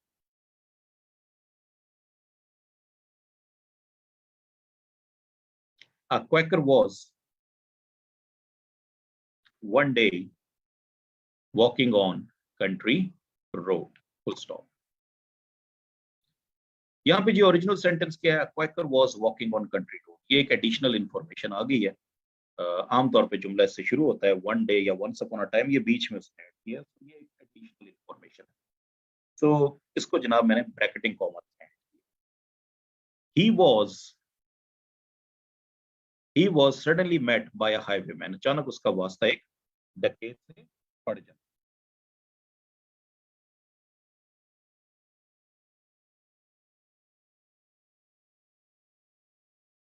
Poynting a pistol, पिस्तौल तानते हुए, ये मॉडिफाइंग फ्रेज है या पार्टिसिपल फ्रेज इसको मैं कहूंगा। ये पॉइंटिंग अ पिस्टल फौरी तौर पे जिक्र करें ये किसने पिस्तौल तानी थी, द मैन, वो शख्स यानी वो डकैत, एक्सक्लेम्ड बोलता है। यहाँ पे बेटा एक्सक्लेम्ड के टैप ना आ जाइएगा, एक्सक्लेम्ड का मतलब ये नहीं कि आपने यहाँ पे साइन ऑफ एक्सक्लेमेशन ही लगा। Exclaimed is a verb. वो शख्स बोलता है, क्या बोलता है जी, कॉमा, इन्वर्टेड कॉमास,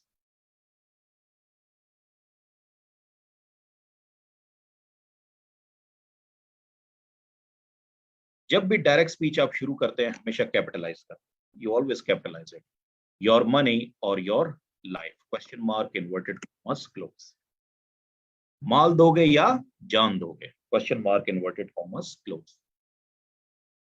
अब जिस वक्त एक पंक्चुएशन मार्क इस्तेमाल हो जाए तो उसके बाद दूसरा punctuation mark, full stop, semicolon, colon, comma, ये आपने इस्तेमाल नहीं कर, एक इस्तेमाल हो चुका है। आगे से जनाब माय फ्रेंड कौन? माय फ्रेंड बोल रहा है क्वैकर। मुझे कहां से पता चला? यहाँ पे द क्वैकर सेड नहीं लिखा, सेड द क्वैकर लिखा है। सेड पहले आ रहा है, क्वैकर का नाम बाद में आ रहा है, बिल्कुल वैसे ही जैसे यहाँ पे शाउटेड पहले आ रहा था और मार्टिन का नाम बाद में आ रहा है। जब रिपोर्टिंग वर्क पहले आए और स्पीकर का नाम बाद में है, सब्जेक्ट बाद में है, तो समझ जाए ये जो पहला जुमला है ये भी इसी सब्जेक्ट, इसी स्पीकर ने ही बोला होगा। सो माय फ्रेंड, मेरे दोस्त। माय फ्रेंड मुकम्मल जुमला नहीं जी, मैं यहाँ पे कॉमा लगाऊंगा, comma, inverted commas, close. My friend said the Quaker, Quaker बोला, क्या बोला जी? Comma, inverted commas. I cannot deliver my money, मैं पैसे तो नहीं दे सकता था, for I is always capital, dear students, चाहे जो आखिर में हो, आई हमेशा capital.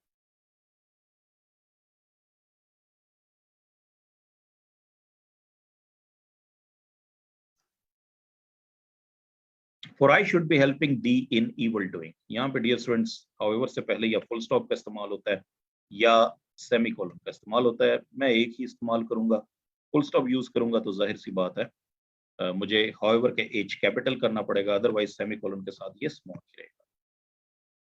However, exchange is lawful and I will give thee my purse for the pistol. Again, I is and must be capital.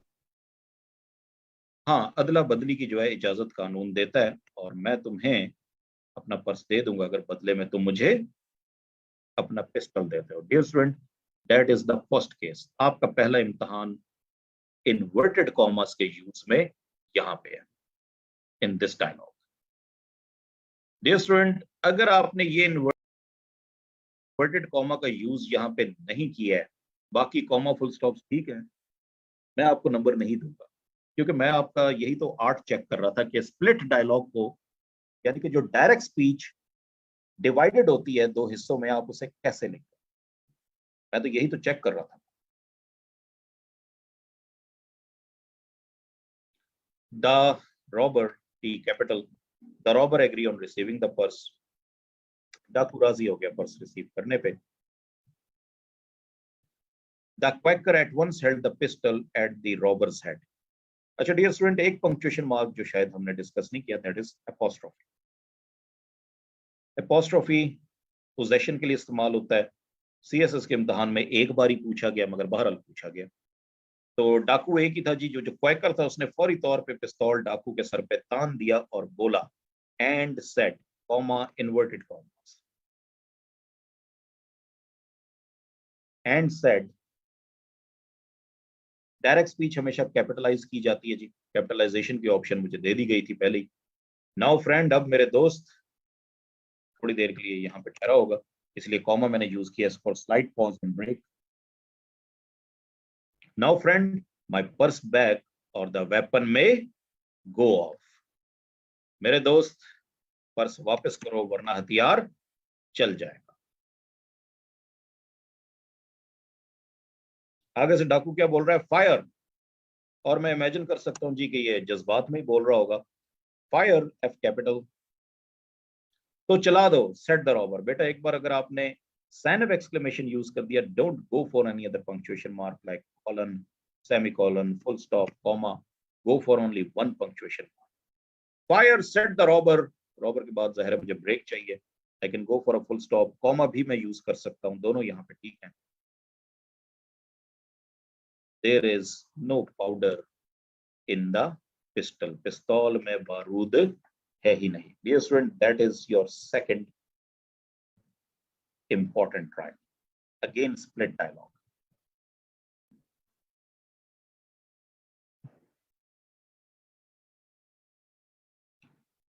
So if I were the examiner, I would consider only these sentences. कि आपने direct speech, ये जो quotation marks हैं split dialogue में कैसे intelligently use किया, मैं सिर्फ यही कंसिडर करूंगा। बाकी कॉमा फुल स्टॉप तो तकरीबन हर शख्स लगा ही लेगा, मगर ये आर्ट किसके पास है कि जब डायलॉग स्प्लिट कर दिया जाए तो आप लोग उसका इन्वर्टेड कॉमास का इस्तेमाल कैसे करेंगे। So that is the solution. तो डियर स्टूडेंट्स, इसके अलावा अभी इस साल का भी अगर आप पेपर देख लें 2023 का, वो अपने स्पेयर टाइम में खुद से जरा सॉल्व कीजिएगा। यही आर्ट एग्जैक्टली यही क्वेश्चन आपको ज्यादा आसान तरीके से पूछा गया।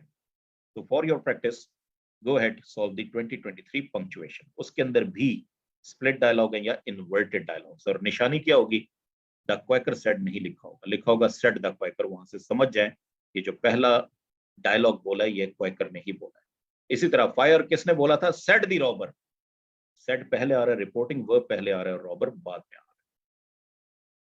सो dear student, that was a quick review of our punctuation. Punctuation में इसके अलावा और कोई वैरायटी नहीं है, उससे जो भी पूछेगा इससे मिलता जुलता ही पूछेगा आपको। अच्छा जी, सो डियर स्टूडेंट, डैश हम सिर्फ उस इंफॉर्मेशन के लिए यूज करते हैं जहां पर रीडर को हमने तवज्जो दिलानी हो कि इस इंफॉर्मेशन के दरमियान आप फोकस करें। यहाँ पे हमने डैशेस यूज की थी। Everyone was shocked when max field dash, पहली डैश ऑलरेडी एग्जामिनर ने आपको दी थी, तो दूसरी डैश जो है मैंने यूज कर दी। Studious extremely bright high school senior that side that college was not for him.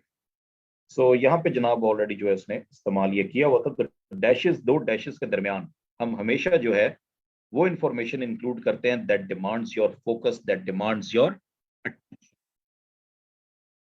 सो हर आम बात डैशेस के दरमियान नहीं लिखी जाती। बात वही होती है जिसमें दम होता है, जिस पे आप ज्यादा एम्फेसाइज कर रहे हैं। सो अगर मैं ये कहूँ जनाब कि Huzaifa CSS topper is a gold medalist, असल सेंटेंस तो यही है, Huzaifa is a gold medalist. मगर इसके दरमियान जो मैंने इंफॉर्मेशन रख दी है CSS टॉपर, वो ऐसी इंफॉर्मेशन है जिसे आप इग्नोर नहीं कर सकते। आप उस पर तवज्जो लाजमी देंगे ही देंगे, क्योंकि स्पेशल एम्फेसिस के लिए मैंने डैशेस डाली। So whenever the information demands special emphasis, then always include it within two dashes.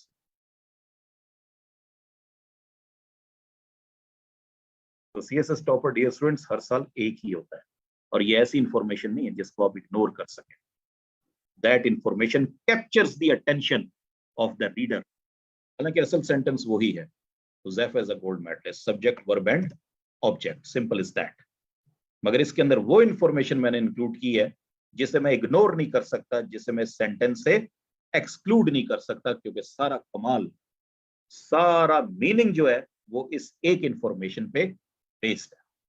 Otherwise Huzaifa is simply a gold medalist, जो हर यूनिवर्सिटी में हर जगह होता है। CSS टॉपर एक ही होता है। So that was the question dear student that you asked me. अच्छा जी, moving towards the next topic.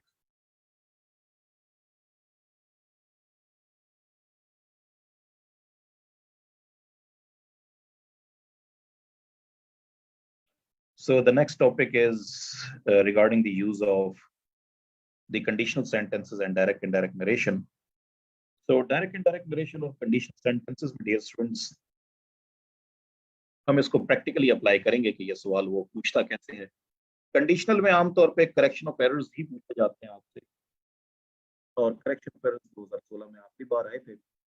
Direct indirect narration इसलिए इंपॉर्टेंट है कि इसके अंदर आपसे जो सवाल पूछे जाते हैं प्रेसी में भी अप्लाई होते हैं। आपकी जो सवाल पूछा जा रहा होता है कि पैराग्राफ में कैसे करना है, उस पर भी बहुत ज्यादा ये अप्लाई होता है। So I would refer to one such examination where we shall use the rules of direct indirect narration, the modern rules, जहां पर हम डायलॉग्स को जो है पैराग्राफ में कन्वर्ट करेंगे into indirect speech.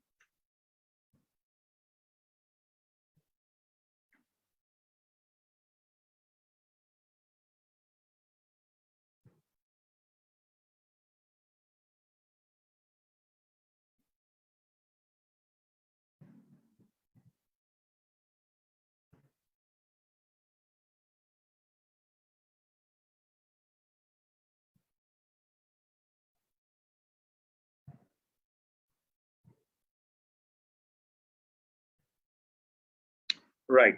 So coming towards the practical application of the direct and indirect narration, dear students, direct and direct narration प्रेसी writing में important है और प्रेसी राइटिंग में जो एक स्पेसिफिक टेक्स्ट है जिसको नैरेटिव टेक्स्ट मैं कहता हूँ वहां पे जो है ये डायरेक्टली अप्लाई हो रही है. So let's see how we use it in the precis writing of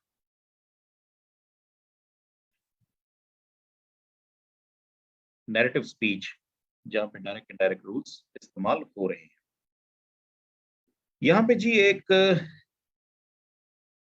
simple C text आपके सामने प्रेजेंट की गई है और इस सिंपल सी टेक्स्ट में जो कि प्रेसी राइटिंग के लिए आपको दी गई है डायरेक्ट स्पीचेस इस्तेमाल हुई.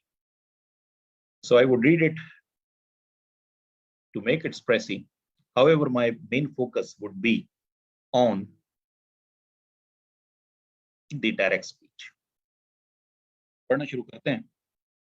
There was once a grocer who owned a handsome green parrot who sang sublimely and spoke most eloquently. तो एक दफा का जिक्र है कि एक दुकानदार होता है जिसके पास बहुत खूबसूरत तोता होता है जो बड़ा मशहूर कुन गाना गाता है और बड़ी रवानी से बोलता है. The parrot was not only an ideal companion but also the perfect guard for the grocer's shop. वो तोता ना सिर्फ एक बहुत अच्छा साथी होता है बल्कि ग्रोसर की दुकान का बड़ा अच्छा एक गार्ड महाफिज भी होता है. He kept watch all hours of the day and spoke amiably with the customers. ना सिर्फ सारा दिन वो नजर रखता है दुकान पे बल्कि कस्टमर्स को के साथ भी बड़ी अच्छी गुफ्तगू करता है. Entertaining them और उनको महसूस करता है and thus increasing the grocer's sales. One day when the grocer left the shop in the parrot's care, having gone home for lunch, a cat suddenly ran into the shop, chasing a mouse, frightening the bird. एक दिन जिस वक्त grocer जो है वो तोते के हवाले करके दुकान चले जाता है लंच करने के लिए तो एक बिल्ली फौरी तौर पे दौड़ती हुई आती है और एक चूहे का ताक्कुब करते हुए उस दुकान में घुस जाती है और इस तरह क्या होता है कि वो परिंदा डर जाता है. As the parrot flew about in his effort to save himself, he knocked a few bottles of almond oil off the shelves. वो तोता बेचारा अपनी जान बचाता है और इसी भगदड़ में उसकी टक्कर हो जाती है आलमंड ऑयल से उनकी बोतलों से जो शेल्फ्स में रखे होते हैं. आलमंड ऑयल विच मीन्स रोगन बादाम जो बड़े कीमती होते हैं बादाम का तेल. और जिस वक्त उसकी टक्कर होती है knocked a few bottles of तो वो बोतलें वो गिरा देता है ब्रेकिंग देम उन्हें तोड़ देता है and covering himself and the shop floor in oil. और खुद भी उसके ऊपर ऑयल गिर जाता है और शॉप जो है उसके ऊपर भी ऑयल सारे का सारा बिखर जाता है. Not long afterwards, ज्यादा देर नहीं गुजरती, the grocer returned and found the place in disarray. जैसा ग्रोसर वापस आता है तो वो सारी दुकान में ये डिसऑर्डर देखता है. The floor slippery with oil, फर्श गीला हुआ होता है उस ऑयल से and the parrot perching guiltily in a corner और वो परिंदा वो जो तोता होता है बेचारा एहसास जुर्म से कोने में छुपा होता है. In the wink of an eye, the grocer lost his temper and hit the bird on the head. अचानक से ये सब कुछ देखने के बाद ग्रोसर अपना जो है काबू अपने खो देता है और गुस्से में आके उस परिंदे के सर पे पूरी कुवत से मारता है. The poor bird, who was already feeling guilty and downtrodden about his clumsiness, could not bear the shame. Not to mention the pain from the blow, he instantly shed all the feathers on his head. तो बेचारा परिंदा पहले ही एहसास जुर्म एहसास नदामत का शिकार होता है मजीद बर्दाश्त नहीं करता. जिस वक्त उसके सर पे वो ग्रोसर दुकानदार मारता है उसका ओनर मारता है तो वो सर के सारे बाल झाड़ देता है. उस बेचारे के सर के सारे बाल गिर जाते हैं गंजा हो जाता है. Soon after the almond oil incident, the parrot completely stopped speaking and singing. इस वाक्य के बाद वो जो तोता है मुकम्मल तौर पे गाना गाना और बातें करना बंद कर देता है. The grocer realized how grave his mistake had been in striking the bird. दुकानदार को ये एहसास हो जाता है कि कितनी बड़ी गलती कर बैठा है इस परिंदे को मार के. Having no one but to blame to himself, not only had he lost his jolly companion, ना सिर्फ वो एक अपना अच्छा साथी खो देता है, but he had also curtailed his thriving business, बल्कि वो अपने फलते फूलते कारोबार को भी नुकसान पहुंचाता है। Having no one to blame himself, he now felt dumbfounded that he had single-handedly threatened his very livelihood. किसी और को तो अब इल्जाम नहीं दे सकता, अब उसको पता चल जाता है कि उसने खुद अपने पेट पे लात मार दी है। Dear students, be careful. Now comes the direct speech. I wish I had broken my hand. काश कि मैंने अपना बाजू ही तोड़ दिया होता। He lamented. वो पछताता है। How could I have struck my sweet voiced bird like that? मैं अपने इतने मशहूर कुन परिंदे को कैसे मार सकता था? How could I have behaved so monstrously? मैं इस कदर वहशियाना सलूक कैसे कर सकता था? Dear students, we have to convert that direct speech into indirect narration. But remember, we are doing precis writing. ये 3 सेंटेंसेस हैं, इनको एक सेंटेंस में मैंने एक्सप्रेस करना है, एक सेंटेंस में मैंने इनडायरेक्ट स्पीच में लिखना है। So the indirect speech would be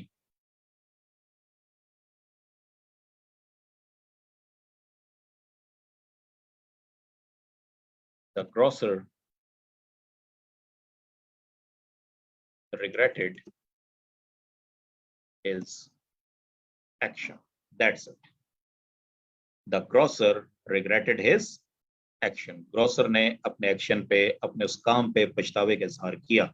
in तीनों सेंटेंसेस में वो कोई मुख्तलिफ बात नहीं कर रहा, वो एक ही बात कर रहा है, वो अपने पछतावे का इजहार कर रहा है। He lamented his actions. उसे अपने एक्शन पे अफसोस का इजहार हुआ। So that would be the indirect speech, and that would be the precise version of these 3 sentences. आगे बढ़ते हैं जनाब, फिर क्या होता है? The grocer began to give alms to each and every poor darwish who passed by his shop. Grocer जो है वो खैरात देना शुरू कर देता है हर गरीब दरवेश को जो उसकी दुकान के सामने से गुजरता है, hoping that by doing good deeds he might be forgiven.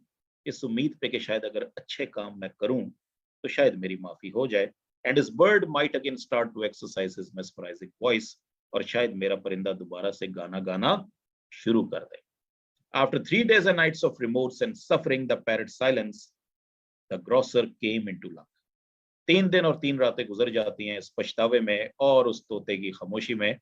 Bill आखिर उस ग्रोसर की किस्मत जाग जाती है। A bald darwish walked into the shop. एक गंजा दरवेश उस दुकान में दाखिल होता है। And instantly the parrot began to speak. और उसे देखते साथ ही वो तोता बोलना शुरू कर देता है। क्या बोलता है? Did you spill the bottles of almond oil too? क्या तुमने भी रोगने बादाम की बोतलें गिराई थी? The handful of customers in the shop were amused and smiled at the parrot, who had innocently thought that the bald man had suffered the same fate as himself. वो जो थोड़े बहुत कस्टमर्स होते हैं वो मुस्कुराते हैं, खुश होते हैं, क्योंकि वो समझ जाते हैं कि ये तोता यही समझ रहा है कि जो उसके साथ हुआ है, उसने आलमंड ऑयल की बोतलें गिराई थी और उसको मारा था और वो गंजा हो गया था। शायद इस दरवेश के साथ भी वही हुआ है, उसने भी जो है रोग ने बादाम की बोतलें गिराई थी और शायद उसको भी गंजा कर दिया। Now, dear students, the indirect speech. Did you spill bottles of almond oil too?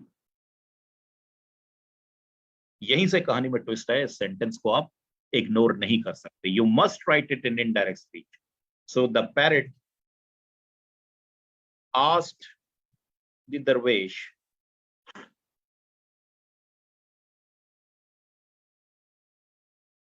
if he had also spilled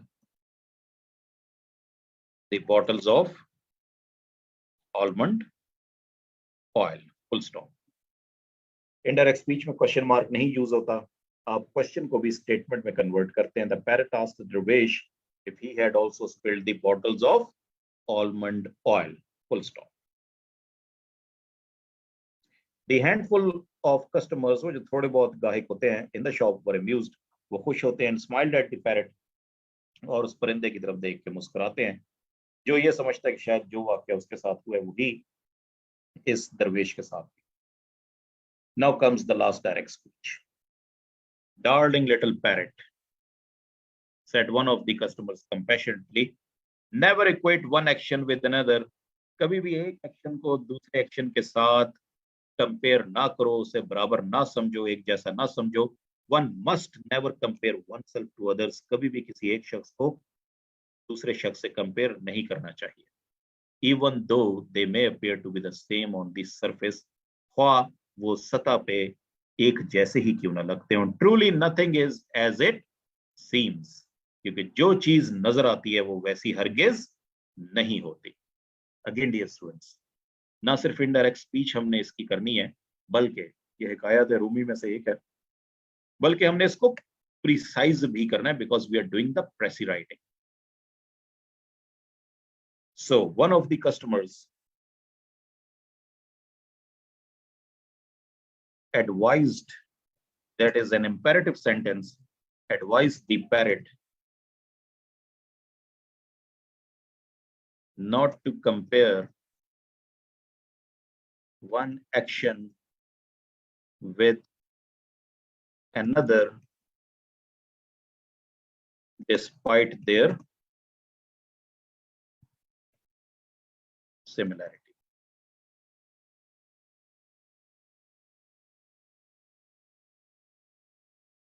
That would be the indirect speech. यहाँ पे जी ये 3 लाइन्स थी या 3 या 4 सेंटेंसेस थे, इनको ना सिर्फ इनडायरेक्ट स्पीच में मैंने कन्वर्ट किया, बल्कि इसका प्रिसाइज वर्जन जो है वो भी प्रेजेंट कर दिया गया।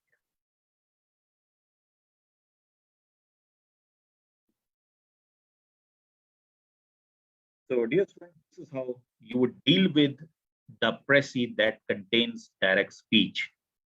ये वो तरीका है कि अगर डायरेक्ट स्पीच आपकी प्रेसी में आ जाए तो ना सिर्फ आपने उसे इनडायरेक्ट नरेशन में जो है कन्वर्ट करना है, बल्कि आपने उसको प्रिसाइज लिखना भी है, आपने उसको समराइज्ड वर्जन आपने उसका लिखना है, because you are doing precis writing. So direct indirect का सवाल आए ना आए, प्रेसी राइटिंग में इस तरह पूछा जा सकता है। रीडिंग कॉम्प्रिहेंशन में तो ऑब्वियसली वो डायरेक्ट इनडायरेक्ट नरेशन के रूल्स इस्तेमाल होते ही होते हैं।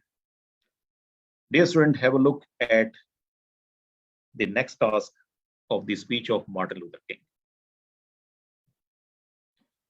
अगर आपका एग्जामिनर बहुत ही नाराज हो जाएगा तो जो काम उसने प्रोमोशनल एग्जाम में लिया था, ग्रेड 18 से 19 की प्रमोशन के दौरान जो इंग्लिश का पेपर हुआ था, प्रोमोशनल एग्जाम्स में आमतौर पे एक ही पेपर होता है जिसमें ऐसे राइटिंग भी होता है, प्रेसी राइटिंग भी होती है, ट्रांसलेशन भी होती है, और 3 आवर्स में आपको समझ लें कि जो CSS का पेपर आप 6 आवर्स में कर रहे हैं, precision composition and essay writing, वहां पे 3 आवर्स में ही आपको ये सब कुछ करना है।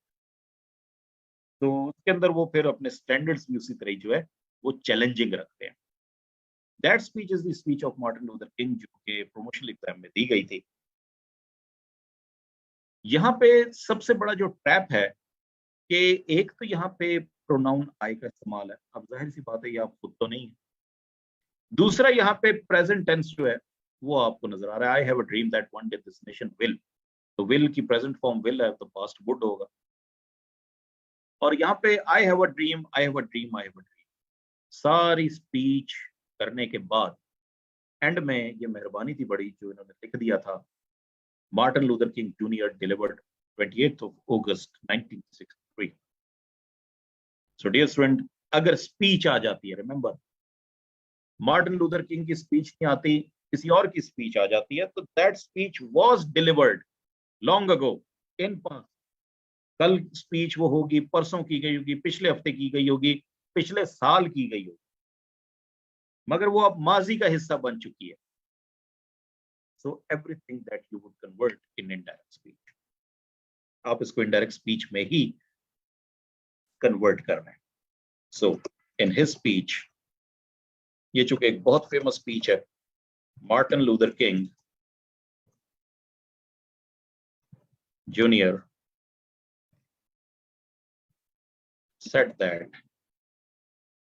he had a dream that one day his nation would rise, full stop. So यहां पे I को मैंने थर्ड पर्सन ही में कन्वर्ट किया, मेरा ख्वाब नहीं था, मार्टिन लूथर किंग का ख्वाब था। और सिमिलरली यहां पे हैव को मैंने कन्वर्ट किया हैड में, because that speech occurred in the past. Past time भी उसने लिख के दिया है, that is 1963. So obviously it is a story of past. और यहाँ पे will जो इसने यूज किया था, will rise up, I have converted that will into would. Why? Because the reporting verb is said. जब रिपोर्टिंग वर्ब पास्ट में होगा, मैं बात ही पास्ट की कर रहा हूंगा, तो जाहिर सी बात है आगे जो भी टेंस आएगा उसमें चेंजेस आएंगे. तो dear students, direct indirect narration की प्रैक्टिकल एप्लीकेशन प्रेसी राइटिंग में इसी तरह पॉसिबल है, और ये वो सैंपल्स मैं आपको शो कर रहा हूं जिन पे टेस्टिंग हो चुकी है. सो डायरेक्ट इनडायरेक्ट का वो सवाल पूछे ना पूछे, आपको इस क्वेश्चन के रूल्स वो दूसरे क्वेश्चंस में रिफ्लेक्ट होते हुए, यूज होते हुए लाजमी नजर आएंगे. So coming towards one specific exercise of direct indirect narration. Direct indirect narration का in case अगर आपको single sentence question आता है, then obviously it is easy to solve. PMS में चूंकि आज तक single sentence based ही आ रहा है, मगर CSS में आपको डायलॉग्स पे जरा ज्यादा फोकस करके दिया जाता है. So one such dialogue was asked in 2016. 2016 में जो है एक डायलॉग आपको दिया गया था.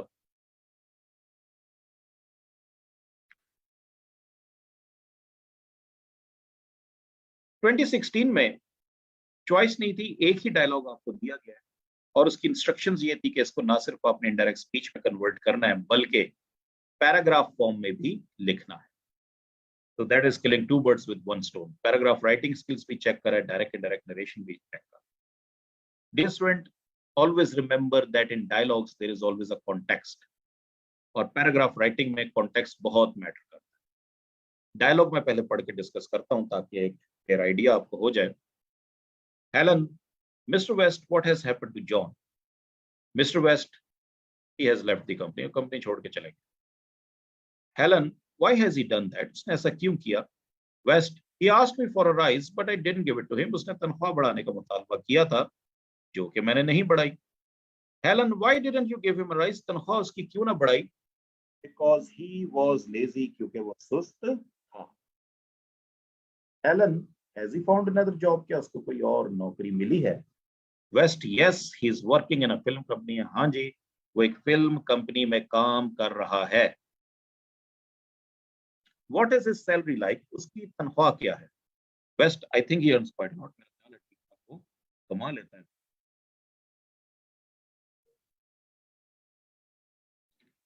I think he earns quite a lot. मेरा ख्याल है ठीक ठाक कमा लेता है. Does he like the new job? क्या उसे नई नौकरी पसंद है? I don't know. मुझे नहीं पता. यहाँ पे डियर स्टूडेंट अगर आप देखें, एक शख्स सवाल पे सवाल पूछ रहा है और दूसरा शख्स जवाब पे जवाब दे रहा है. अब मैंने इसको लिखना है ना पैराग्राफ फॉर्म. अगर मैं इसे सिंगल सेंटेंस के तौर पे लिखूंगा और पैराग्राफ की सूरत में अरेंज कर दूंगा तो वो पैराग्राफ नहीं कहलाएगा. That would be a very funny situation.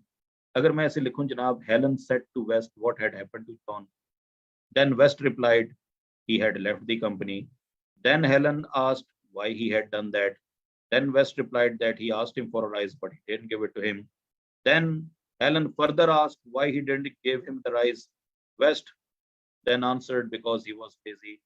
Moreover, furthermore, then Helen again asked as if he had found another job. West replied in positive and said yes, he was working in a film company. Helen again asked what was his salary. West again replied he thought that he earned quite a lot. Helen finally asked, चलो शुक्र है आखिर में finally आया. Helen finally asked if he liked the new job. West said he didn't know. अब बेटा सुनने में अगर इतना awkward है तो लिखने में कितना awkward लगेगा. यहाँ पे हम पैराग्राफ में लिख नहीं रहे, हमने जबरदस्ती हर सेंटेंस को इनडायरेक्ट स्पीच में लिखा है और बस मिला के इकट्ठे लिख दिए है और एग्जामिनर को ये इंप्रेशन देने की कोशिश की है, ये देखें जी पैराग्राफ. पैराग्राफ ऐसे नहीं लिखा जाता. पैराग्राफ में ऑब्वियसली एक कोहेरेंस होनी चाहिए. यहाँ पे मॉडर्न इंग्लिश रूल्स हैं, मैं उनको डिस्कस करूंगा. एफपीएससी ने आपको मॉडर्न इंग्लिश ग्रामर बुक्स जो है वो रिकमेंड की हैं.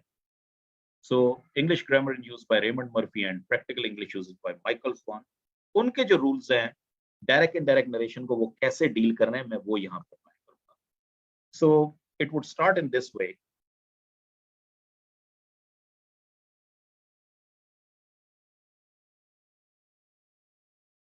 Helen and West met at a coffee shop. जाहिर है जी ये एक बेजरर सा मैंने यहाँ पे कॉन्टेक्स्ट दे दिया है क्योंकि इतनी लंबी बात उन्होंने किसी बुचर शॉप में तो नहीं की है. सो एक बेजरर सा कॉन्टेक्स्ट दिया ताकि मुझे बार बार हेलन और वेस्ट को मेंशन ना करना पड़े, ये प्रॉपर नाउन्स रिपीट ना करने पड़े. अब यहाँ पे एक चीज तो फिक्स होगी है जनाब कि अब मैं प्रोनाउंस यूज करूंगा. Helen is obviously an English name, इसके लिए शी प्रोनाउन यूज करूंगा. West is name of a man, इसके लिए मैं ही इस्तेमाल करूंगा. मगर यहाँ पे एक और मसला है कि जो जॉन है it is also the name of another male person. John का जब भी जिक्र आएगा मैं हर बार जॉन का नाम लिखूंगा ताकि प्रोनाउन की कंफ्यूजन ना हो, क्योंकि यहाँ पे ही दो है.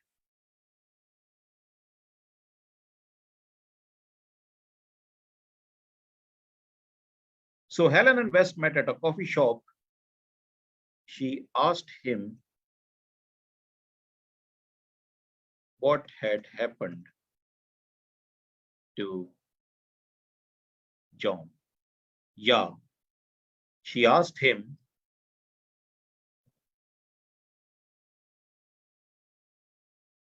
about John. उसने उससे जॉन के मुतालिक पूछा. दोनों वर्जन एक्सेप्टेबल है, the direct one and the old one, the prescriptive old grammar का वर्जन, दोनों ठीक है. यहाँ पे वेस्ट के लिए मैंने ही का प्रोनाउन इंतखाब किया. He told her that John had left the company. यहाँ पे जनाब उसने यही बताया था कि जॉन जो है वो कंपनी छोड़ के चले गया.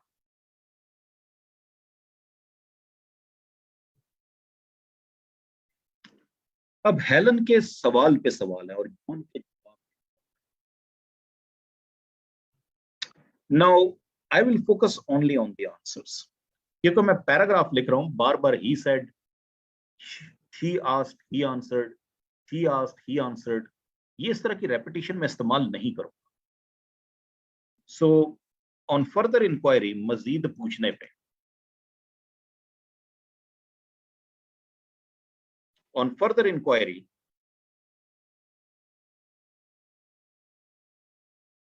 he told her that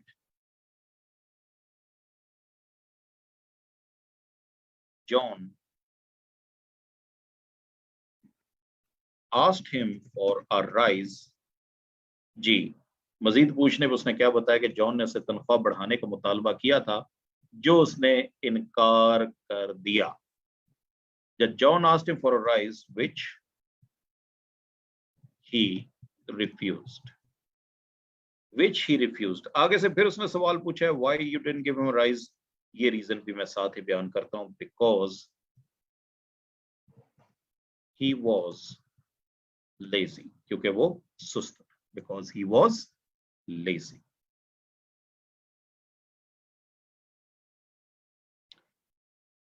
मजीद जनाब उसने उससे क्या बताया कि उसको नौकरी कहाँ पे मिल गई है, फिल्म कंपनी में मिल गई है जहां पे वो ठीक ठाक कमा रहा है. मोर ओवर, अब मैं ऑन फर्दर इंक्वायरी मजीद नहीं लिखूंगा, मैं रेपिटेशन नहीं करना चाहता. More over, he told her that John had found another job in a film company where he, यहाँ पे जी आई थिंक ही अर्न्स लिखा है, मेरे पास दो ऑप्शन है, वेयर ही अर्नड या where he might be earning a lot. क्योंकि I think बोला है तो माइट भी आप यूज कर सकते हैं. अदरवाइज अगर if I stay closer to the grammar, earns is present, तो इसकी पास्ट फॉर्म अर्नड है, ये दोनों ठीक है। यहाँ पे इन दोनों में से कोई एक वर्जन आपने लिखा। आखिरी सवाल का जवाब, does he like the new job, क्या उसे नई नौकरी पसंद आई है? इसका जवाब उसने नहीं दिया। अब मैं फर्दर मोर ओवर इस्तेमाल नहीं करूंगा, अब बात चेंज हो गई है, कंट्रास्ट हो रहा है, अब वो जवाब नहीं दे रहा। So for contrasting information I will use however.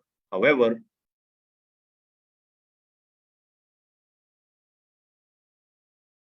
West expressed his lack of knowledge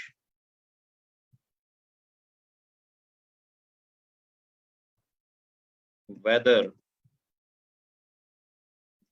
John liked his new job or not. Full stop. Dear student, now it seems more like a paragraph than the different sentences converted into indirect speech in the form of a paragraph.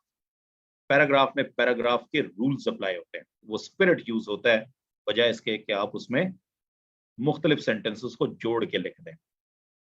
Now Helen and West met at a coffee shop, इस sentence की कतई कोई जरूरत नहीं है, आप इसको remove भी कर देते हैं, it doesn't create any difference, इसको लिखने से भी कोई सेंटेंस पे फर्क नहीं पड़ता। So she asked him what had happened to John, या she asked him about John, उससे जॉन के मुताल्लिक पूछती है।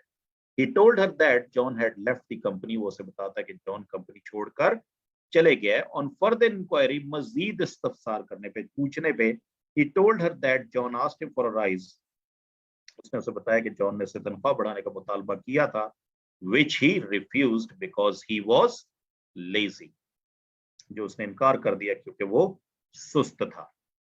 Moreover, Majeed, he told her that John had found another job। अब ये जो सवाल है ना, has he found another job, ये हेलन ने पूछा था, जिसको मैंने वेस्ट के आंसर के अंदर ही यूज किया है। इंफॉर्मेशन में कोई भी मिस नहीं करूं। He told her that John had found another job in a film company where he earned, या where he might be earning a lot. However, West expressed his lack of knowledge whether John liked his new job or not। मगर waste ने अपने जनाब कमिलमी के इजहार किया कि John को पता नहीं वो नई नौकरी पसंद है भी या नहीं। अगेन मैंने यहाँ वेस्ट के रिप्लाई में जो पॉसिबल क्वेश्चन था हेलन का, उसको भी ऐड कर दिया ताकि पढ़ने वाला कंफ्यूज ना हो, उसको पता चल जाए कि हेलन ने कौन सा सवाल पूछा होगा जिसका जवाब जॉन ने दिया है। तो डियर स्टूडेंट्स, आपने बहुत सारे ऐसे इंटरव्यूज देखे होंगे जिसके अंदर इंटरव्यूअर क्वेश्चन नहीं पूछ रहा होता, अगला शख्स सिर्फ जवाब दे रहा होता है। उसके जवाब देने से आपको पता चल जाता है कि एंकर ने सवाल क्या पूछा होगा। वही टेक्निक मैंने यहाँ पे यूज की है। अगर मैं he said, she said, he answered, she said, he answered, ये टेक्निक यूज करता तो मैं रूल्स तो फॉलो कर रहा हूँ मगर पैराग्राफ नहीं लिख रहा, सिंगल सेंटेंसेस को यूज कर रहा हूँ। दूसरा, डियर स्टूडेंट, ये conversation it happened sometimes in the past. बहुत सारी किताबों में मैंने देखा है, आमतौर पे ऐसा लिखा होता है कि Helen asks him and John answers. वो कहते हैं जनाब कि इसके आगे चूंकि हेलन सेड नहीं लिखा तो हम एज्यूम कर सकते हैं कि हेलन सेज है। ग्रामेटिकली इसमें कोई मुजायका नहीं है, आप लिख सकते हैं Helen says that what has happened to John. ज़ाहिर है जब सेज लगाएंगे तो आगे जो कोटेड स्पीच है, रिपोर्टेड स्पीच है, उसका टेंस तो चेंज नहीं होगा, मगर लॉजिकली ये मुनासिब नहीं है। कॉमन सेंस की बात है कि भाई ये कॉन्वर्सेशन पास्ट में हो चुकी है, ये माजी में कॉन्वर्सेशन वाकया हो गई है। तो अगर एग्जामिनर ने नहीं लिखा है ये आपका रिपोर्टिंग वर्ब से या सेड, तो खुद से आप एज्यूम कर लें, अपनी जहानत इस्तेमाल करें कि वहां पे उसने ये conversation, that conversation took place sometime in past, so you must use the past reporting verb. So Helen and West met at a coffee shop. She asked him what had happened to John. तो जो market में जो books हैं जिसमें ये present में की गई है वो स्ट्रक्चरली तो ठीक है मगर लॉजिकली ठीक नहीं है। So I would advise the students to write that indirect speech in past tense using the past reporting verb said or asked.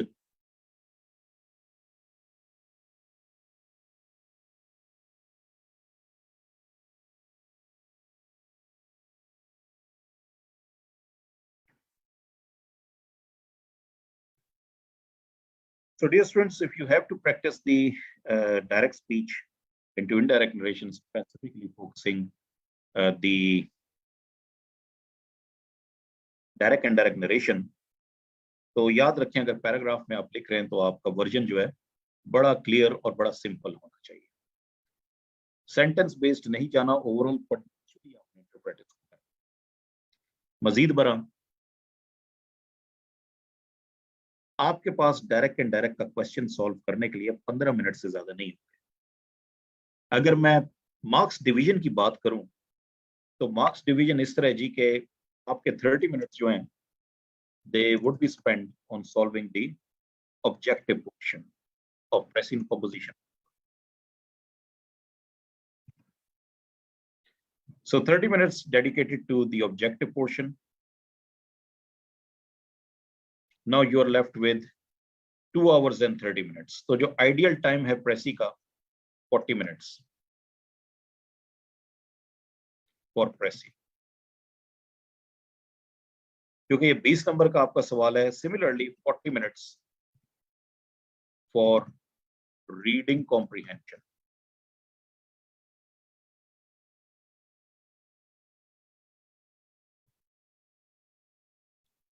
Now you're left with, I believe, so 2 hours and 30 minutes में से 80 minutes निकाल दें।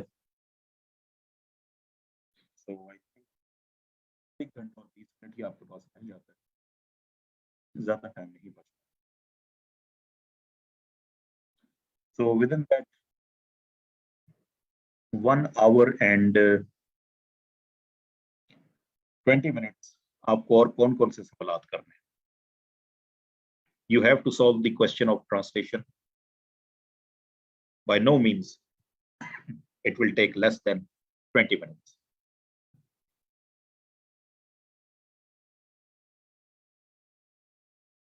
Similarly, now you are left with 1 hour, 1 घंटा आपके पास रह गया है। Now you have to solve the question of punctuation. So 10 minutes for punctuation question. And then correction of errors. अगर आते भी हैं तो 5 minutes for correction of errors, correction of grammatical errors. And then idioms पूछेगा या pair of words पूछेगा, 10 minute से कम नहीं है। 10 minutes for either idioms or pair of words.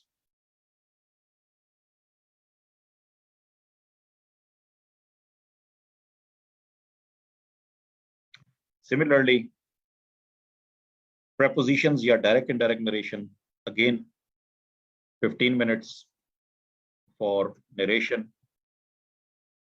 और अगर preposition आते हैं तो जाहिर सी बात है फिर 5 मिनट ही आपको लगेंगे, और 10 minutes in case अगर analogy का question आ जाए, analogy.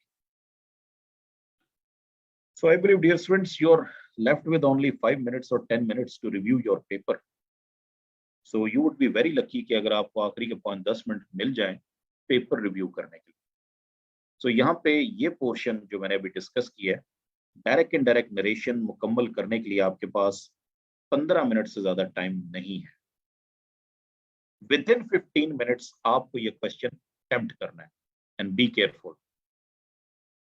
एग्जामिनर ने 2018 में आपको ये ट्रैप दे दिया था कि आप अगर स्टीरियोटाइप रूल्स इस्तेमाल करेंगे, मॉडर्न इंग्लिश के रूल्स इस्तेमाल नहीं करेंगे, you would end up wasting your precious 30 minutes on the direct indirect narration of 2018 examination. 2018 का पेपर जो मैं अभी आपको शो कर रहा हूं, जरा उस पे डायलॉग्स देखें जो 2 कैरेक्टर्स जैक और सौरभ के दरमियान में हुए थे। ये डायलॉग इतना लेंथी है कि अगर इसके अंदर मैं stereotype Wren and Martin rules इस्तेमाल करने बैठूंगा, I would end up wasting my 30 minutes, और ये अकलमंदी नहीं है। So that is a long dialogue. It is a long dialogue, definitely.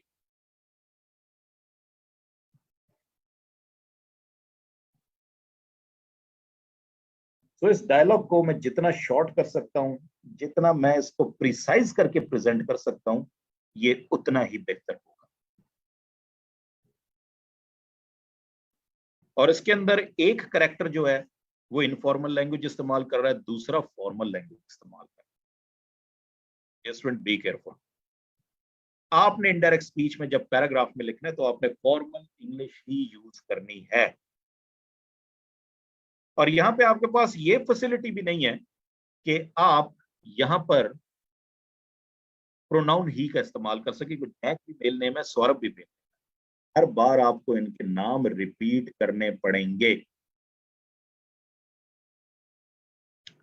So dear students, you have got only 15 minutes to solve this question. आपके पास 15 minute है ये सवाल हल करने के लिए, इससे ज्यादा टाइम आपके पास मौजूद नहीं है।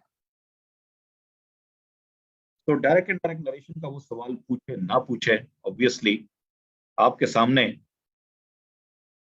प्रेसी राइटिंग की सूरत में और रीडिंग कॉम्प्रिहेंशन की सूरत में वो जरूर आएगा। Moving towards our last topic for today.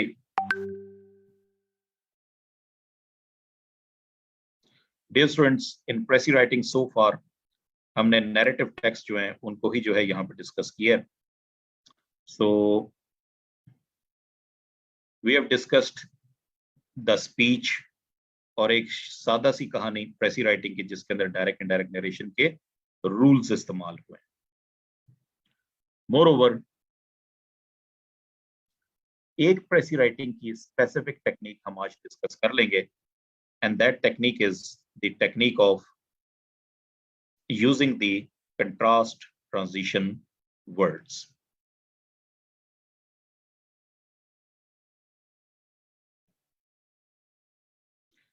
Dear student, remember, contrast transition words जब भी आपकी टेक्स्ट में आएंगे तो याद रखें कि उस वर्ड्स के बाद वाली जो इंफॉर्मेशन है वो जरा ज्यादा वैल्यूएबल होगी। Let us review the precis based on the use of contrast transition word.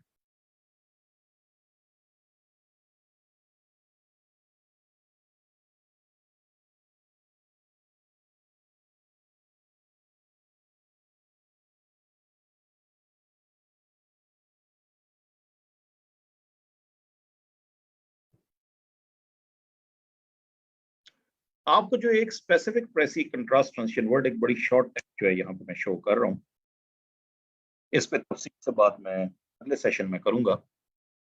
इम्तिहानों में अक्सर अगर पिछले पेपर्स रिव्यू करें तो 40% टेक्स्ट वो दी गई हैं जिसके अंदर कंट्रास्ट ट्रांजिशन वर्ड का बहुत ज्यादा इस्तेमाल है, विच मीन्स ऐसे अल्फाज जिनके बाद आप हमेशा कोई डिफरेंट बात करते हैं। यहाँ पे ये 3 पैराग्राफ्स जो हैं मैंने सिलेक्ट किए हैं और इन 3 पैराग्राफ्स में बेतहाशा बार कंट्रास्ट ट्रांजिशन वर्ड उनका इस्तेमाल हुआ है। वो वर्ड्स कौन से हैं जी? Those words are but, however, on the other hand. अगर मैं सादा बात करूं तो कंट्रास्ट ट्रांजिशन वर्ड्स के बाद ना सिर्फ बात मुख्तलिफ होती है बल्कि शायद ज्यादा इंपॉर्टेंट भी हो रही है। डियर स्टूडेंट, यही कंट्रास्ट ट्रांजिशन वर्ड्स आपकी टेक्स्ट में भी, प्रेसी में भी इस्तेमाल हो सकते हैं। और लास्ट टाइम 2022 की जो प्रेसी दी गई थी वो इसी कंट्रास्ट ट्रांजिशन वर्ड पे बेस्ड थी। So what are the contrast transition words जिनके बाद मुख्तलिफ बात हो? For example, Huzaifa is intelligent, comma, but he does not work hard. Dear student, यहां से बट के बाद जो मैंने बात की है वो ऑब्वियसली डिफरेंट बात है, मुख्तलिफ बात है, और असल बात भी शायद मेरा फोकस इसी पे है। मेरे पास कोई स्टूडेंट आता है और वो कहेगा जनाब के सर जरा ये हमारे डॉक्यूमेंट्स अटेस्ट कर दें। मैं उसे कहूंगा जनाब I can do anything for you but that, मैं तुम्हारे लिए कुछ भी कर सकता हूं मगर ये नहीं करूंगा। तो वो कहेगा सर मैं इसी काम के लिए तो आपके पास आया था, यही तो काम था। वो स्टूडेंट मेरे पास आता है, कहेगा सर मुझे 10,000 रुपए उधार दे। मैं कहूंगा मैं I can give you all my property but that, मैं सारी जायदाद तुम्हारे नाम कर दूंगा मगर ये 10,000 रुपए उधार नहीं दूंगा। तो वो कहेगा मैं यही तो मांगने के लिए आया था। बट के बाद इंफॉर्मेशन ना सिर्फ मुख्तलिफ होती है बल्कि हो सकता है कि वो इंतहाई जरूरी भी हो। Dear student, there is a famous proverb which says, slow and steady wins the race. Slow and steady wins the race. I believe 2017 में या 2018 में इंडियन सिविल सर्विसेज का एक एस्से इस पे लिखने के लिए आया था। उसने प्रोवर्ब थोड़ा सा चेंज कर दिया। The proverb was slow but steady wins the race. याद रखें, जब भी कंट्रास्ट ट्रांजिशन वर्ड आता है, पहली इंफॉर्मेशन की जो अहमियत है वो तकरीबन जीरो हो जाती है, वो वैल्यूएबल नहीं रहती है। अब यहां पे डेफिनेटली ज्यादा फोकस मेरा किस पे चला गया है? The information that comes after but. Slow but study, पहले सेंटेंस में मैं स्लो एंड स्टडी दोनों को इक्वल प्रायोरिटी दे रहा था, दोनों को इक्वल इंपॉर्टेंस में दे रहा था, दोनों हम वजन है, इक्वली इंपॉर्टेंट है। मगर यहां पे दूसरे सेंटेंस में मैंने स्लो पे ज्यादा जोर नहीं दिया, स्लो को इंपॉर्टेंट समझा ही नहीं है, मैं ज्यादा कर रहा हूं स्टेडीनेस पे, बीइंग स्टेडी। स्लो हो स्टेडी, मगर मुस्तकिल मिजाज जरूरी हो, विंस द रेस। सो कोई भी ऐसी इंफॉर्मेशन जो बट के बाद यूज होती है, आप हमेशा उस पर ज्यादा फोकस करते हैं, क्योंकि वो इंफॉर्मेशन ना सिर्फ मुख्तलिफ होती है बल्कि शायद ज्यादा जरूरी भी हो। Dear student, have a look at this paragraph. There are several contrast transition words, but कई बार यूज हुआ है और हर बार उसके बाद एक मुख्तलिफ इंफॉर्मेशन की जा रही है। मगर यहाँ पे ट्रैप ये है कि बट एक बार यूज नहीं हो रहा, बार बार यूज हो रहा है। सो फाइनली पैराग्राफ के एंड में जाके हमें पता चलेगा कि ये चाहता क्या है।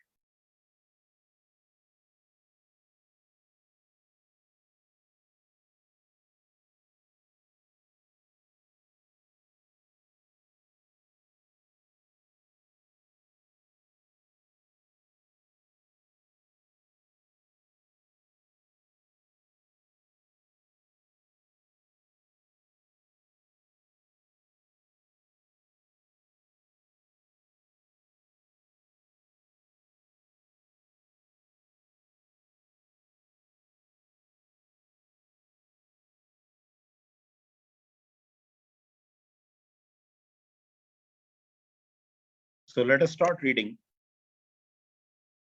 No one can doubt that it is the duty of men and women to think not of their own interests, but of the interests of those who are dependent upon. इस बारे में कोई शक नहीं है कि मर्द और औरत न सिर्फ अपनी जिम्मेदारियों का एहसास होना चाहिए, बल्कि उनकी जिम्मेदारियों का भी ख्याल रखना चाहिए जो उन पे डिपेंडेंट है, जिनकी उन पे जिम्मेदारी है। That is of the interest of their families, यानी कि वो अपनी फैमिली की जरूरतों का भी ख्याल रखें, जिम्मेदारियों को भी ऐसे तरीके से निभाएं।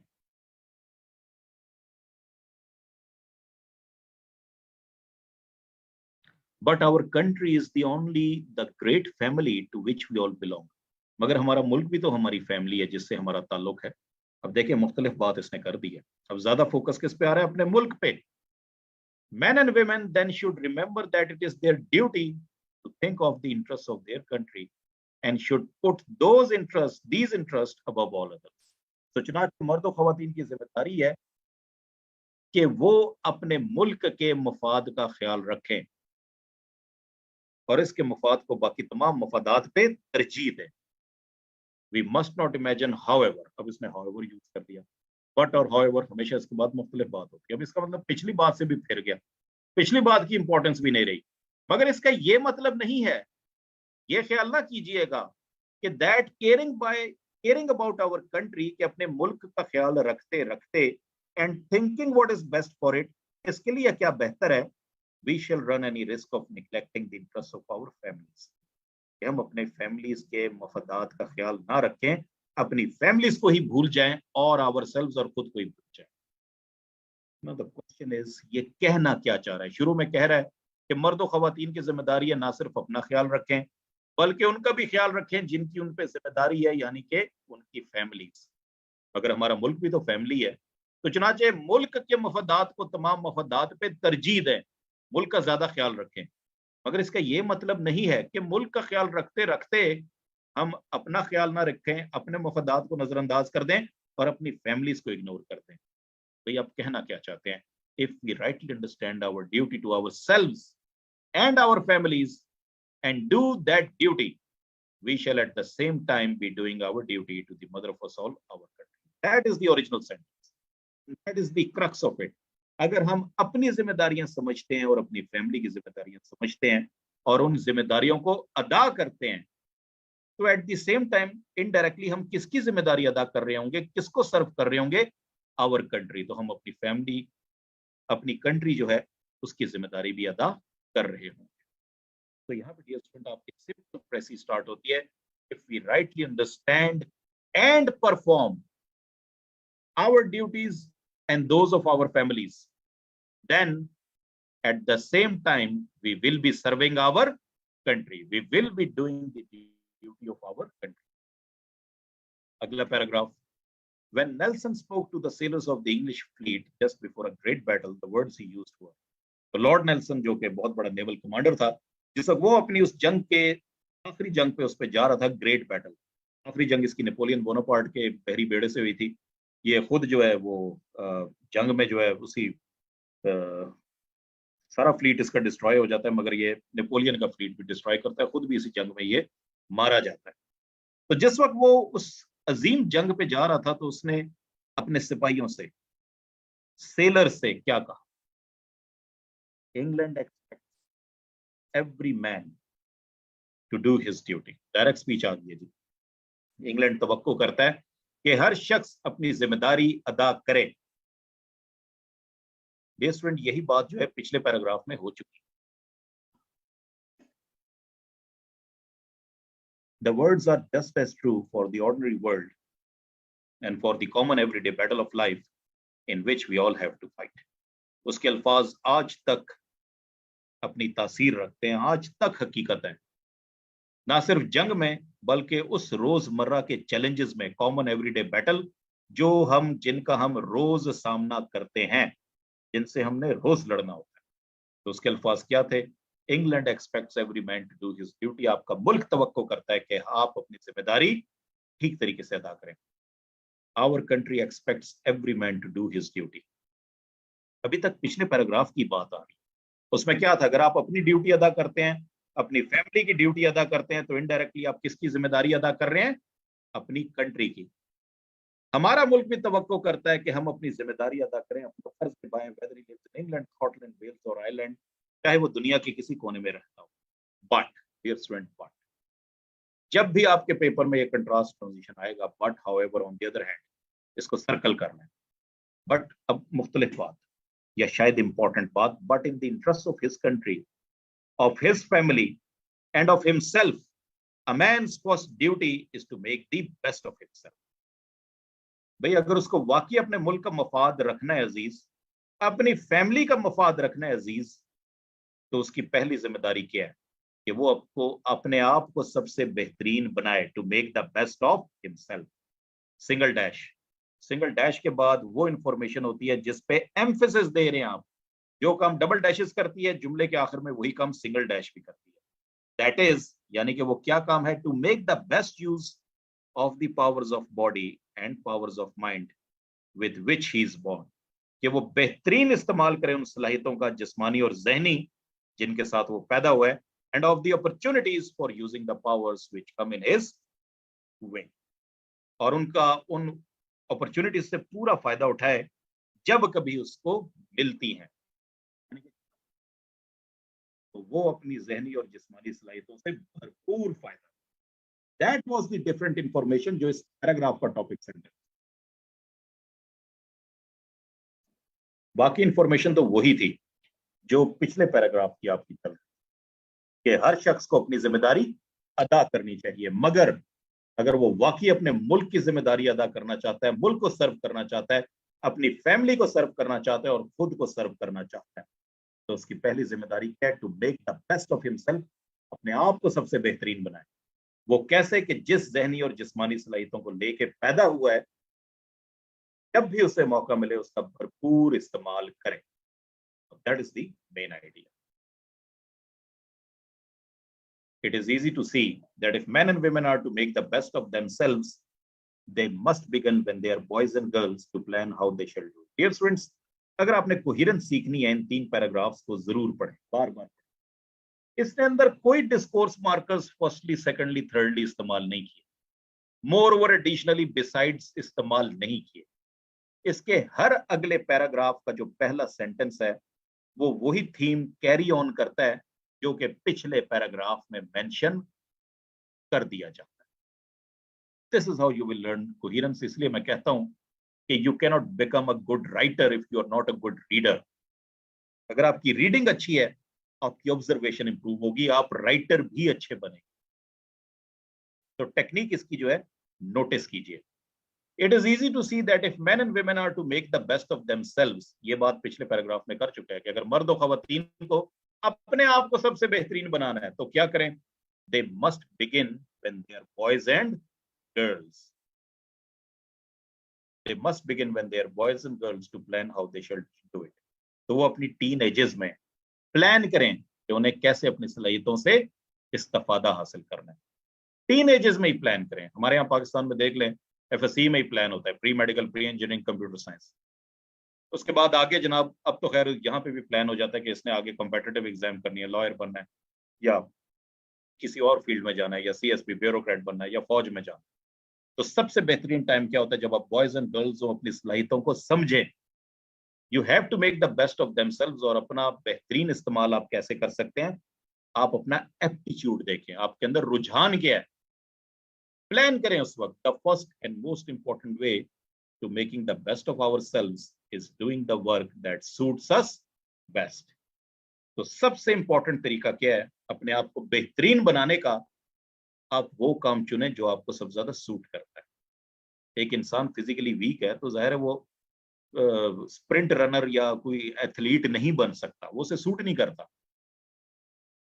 एक आदमी का दिल कमजोर है, वो सोल्जर नहीं बन सकता। आप वो काम करें जो आपको सूट करता है सबसे बेहतरीन। As we have all to work in some way और अदर, क्योंकि काम तो हम सबको कोई ना कोई करना ही है। It is of great importance that we should work at what we can do well. तो सबसे अहम बात क्या है कि हमें वही काम करना चाहिए जो हम सबसे बेहतरीन तरीके से कर सकते हैं। डियर स्टूडेंट्स, हर पैराग्राफ में यहाँ पे एक ही सेंटेंस इंपॉर्टेंट है, वो है उसका क्रक्स। यहाँ पे मैं इस पैसेज की एक शॉर्ट जो है वो प्रेसी कंपोज कर रहा हूं। पहले पैसेज में ये बात हुई थी कि अगर आपने अपनी जिम्मेदारी अदा की, अपनी फैमिली की जिम्मेदारी अदा की, तो इनडायरेक्टली आप किसकी जिम्मेदारी अदा कर रहे हैं? You are serving your own country. If one performs one's duty and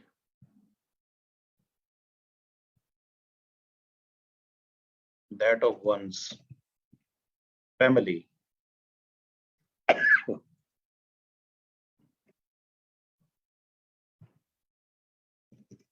then indirectly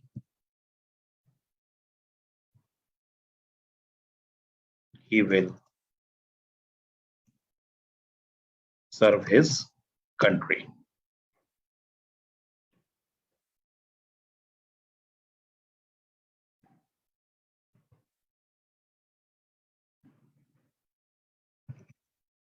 In order to do so, he must make the best of himself. He must make the best of himself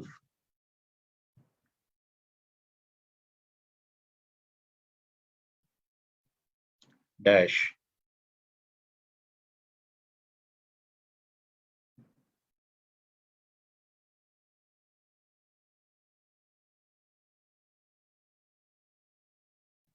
by exploring his aptitude or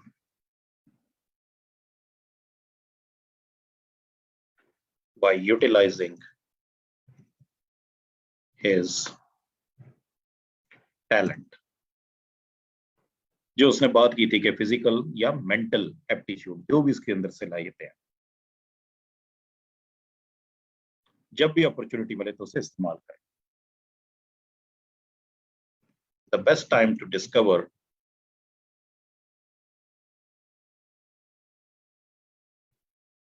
one's aptitude is the teenage.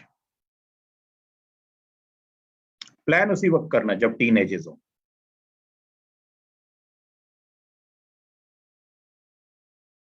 Since one has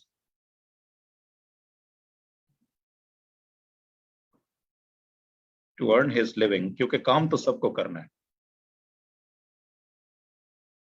it is best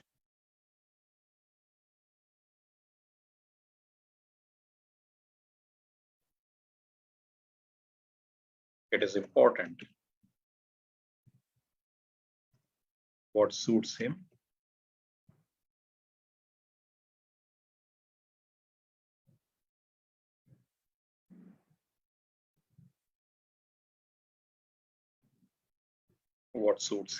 best. Stop. So dear students, 3 paragraphs and 3 sentences, that's all. Her paragraph में एक ही sentence में crux था, बाकी वो पिछले paragraph की stories जो हैं उनको रिपीट करता है और उन्हीं को ही बार बार प्रेजेंट कर रहे हैं in the next paragraph. So the title would B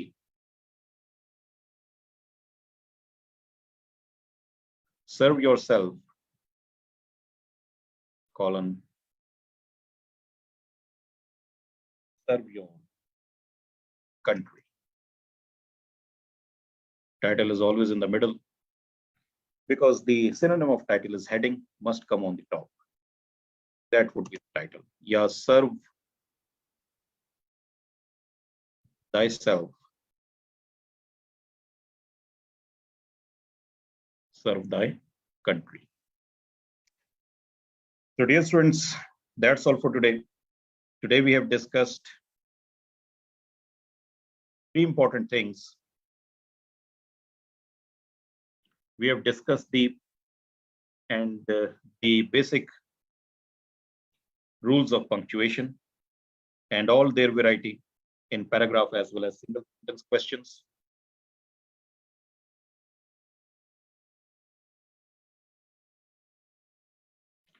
We have also discussed the basics of direct and indirect narration with special reference to the narrative text that we have discussed in this section and how the direct speech in narrative text must be converted into indirect speech in a precise form. We have also discussed how to deal with the precis of a speech delivered by any person. And we have also discussed one specific kind of precis that is based on contrast, transition, word, which is but, however, conversely, on the other hand, conversely, etc.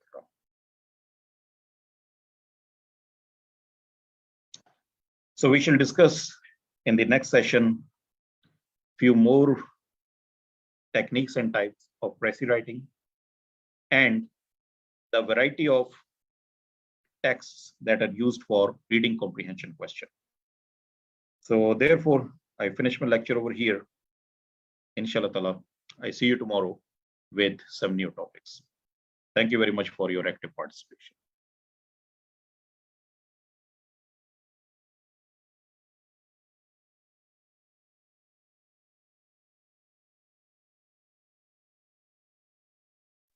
अस्सलाम वालेकुम everyone.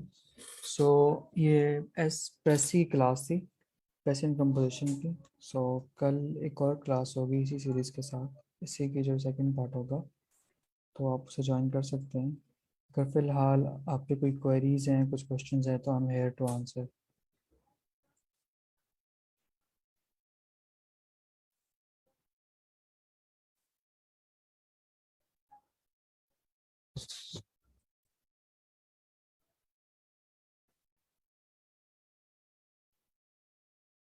हाँ, मैं भी अभी comments देख रहा हूँ। Sir की आवाज़ क्लियर थी, मैं खुद ही आवाज़ सुन रहा था साथ साथ। इतनी कोई डिस्टॉर्शन नहीं थी उसमें। उसके थोड़ी देर के लिए आई थी, बट देन वो ठीक हो गई थी। मेरी टीम ने कर दी थी।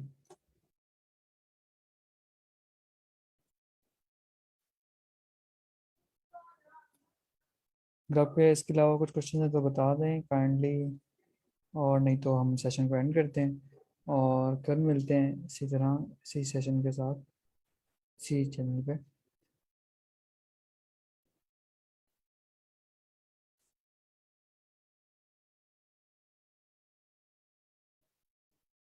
ओके देन, अगर क्वेश्चन नहीं है तो फिर टिल देन मिलते हैं कल।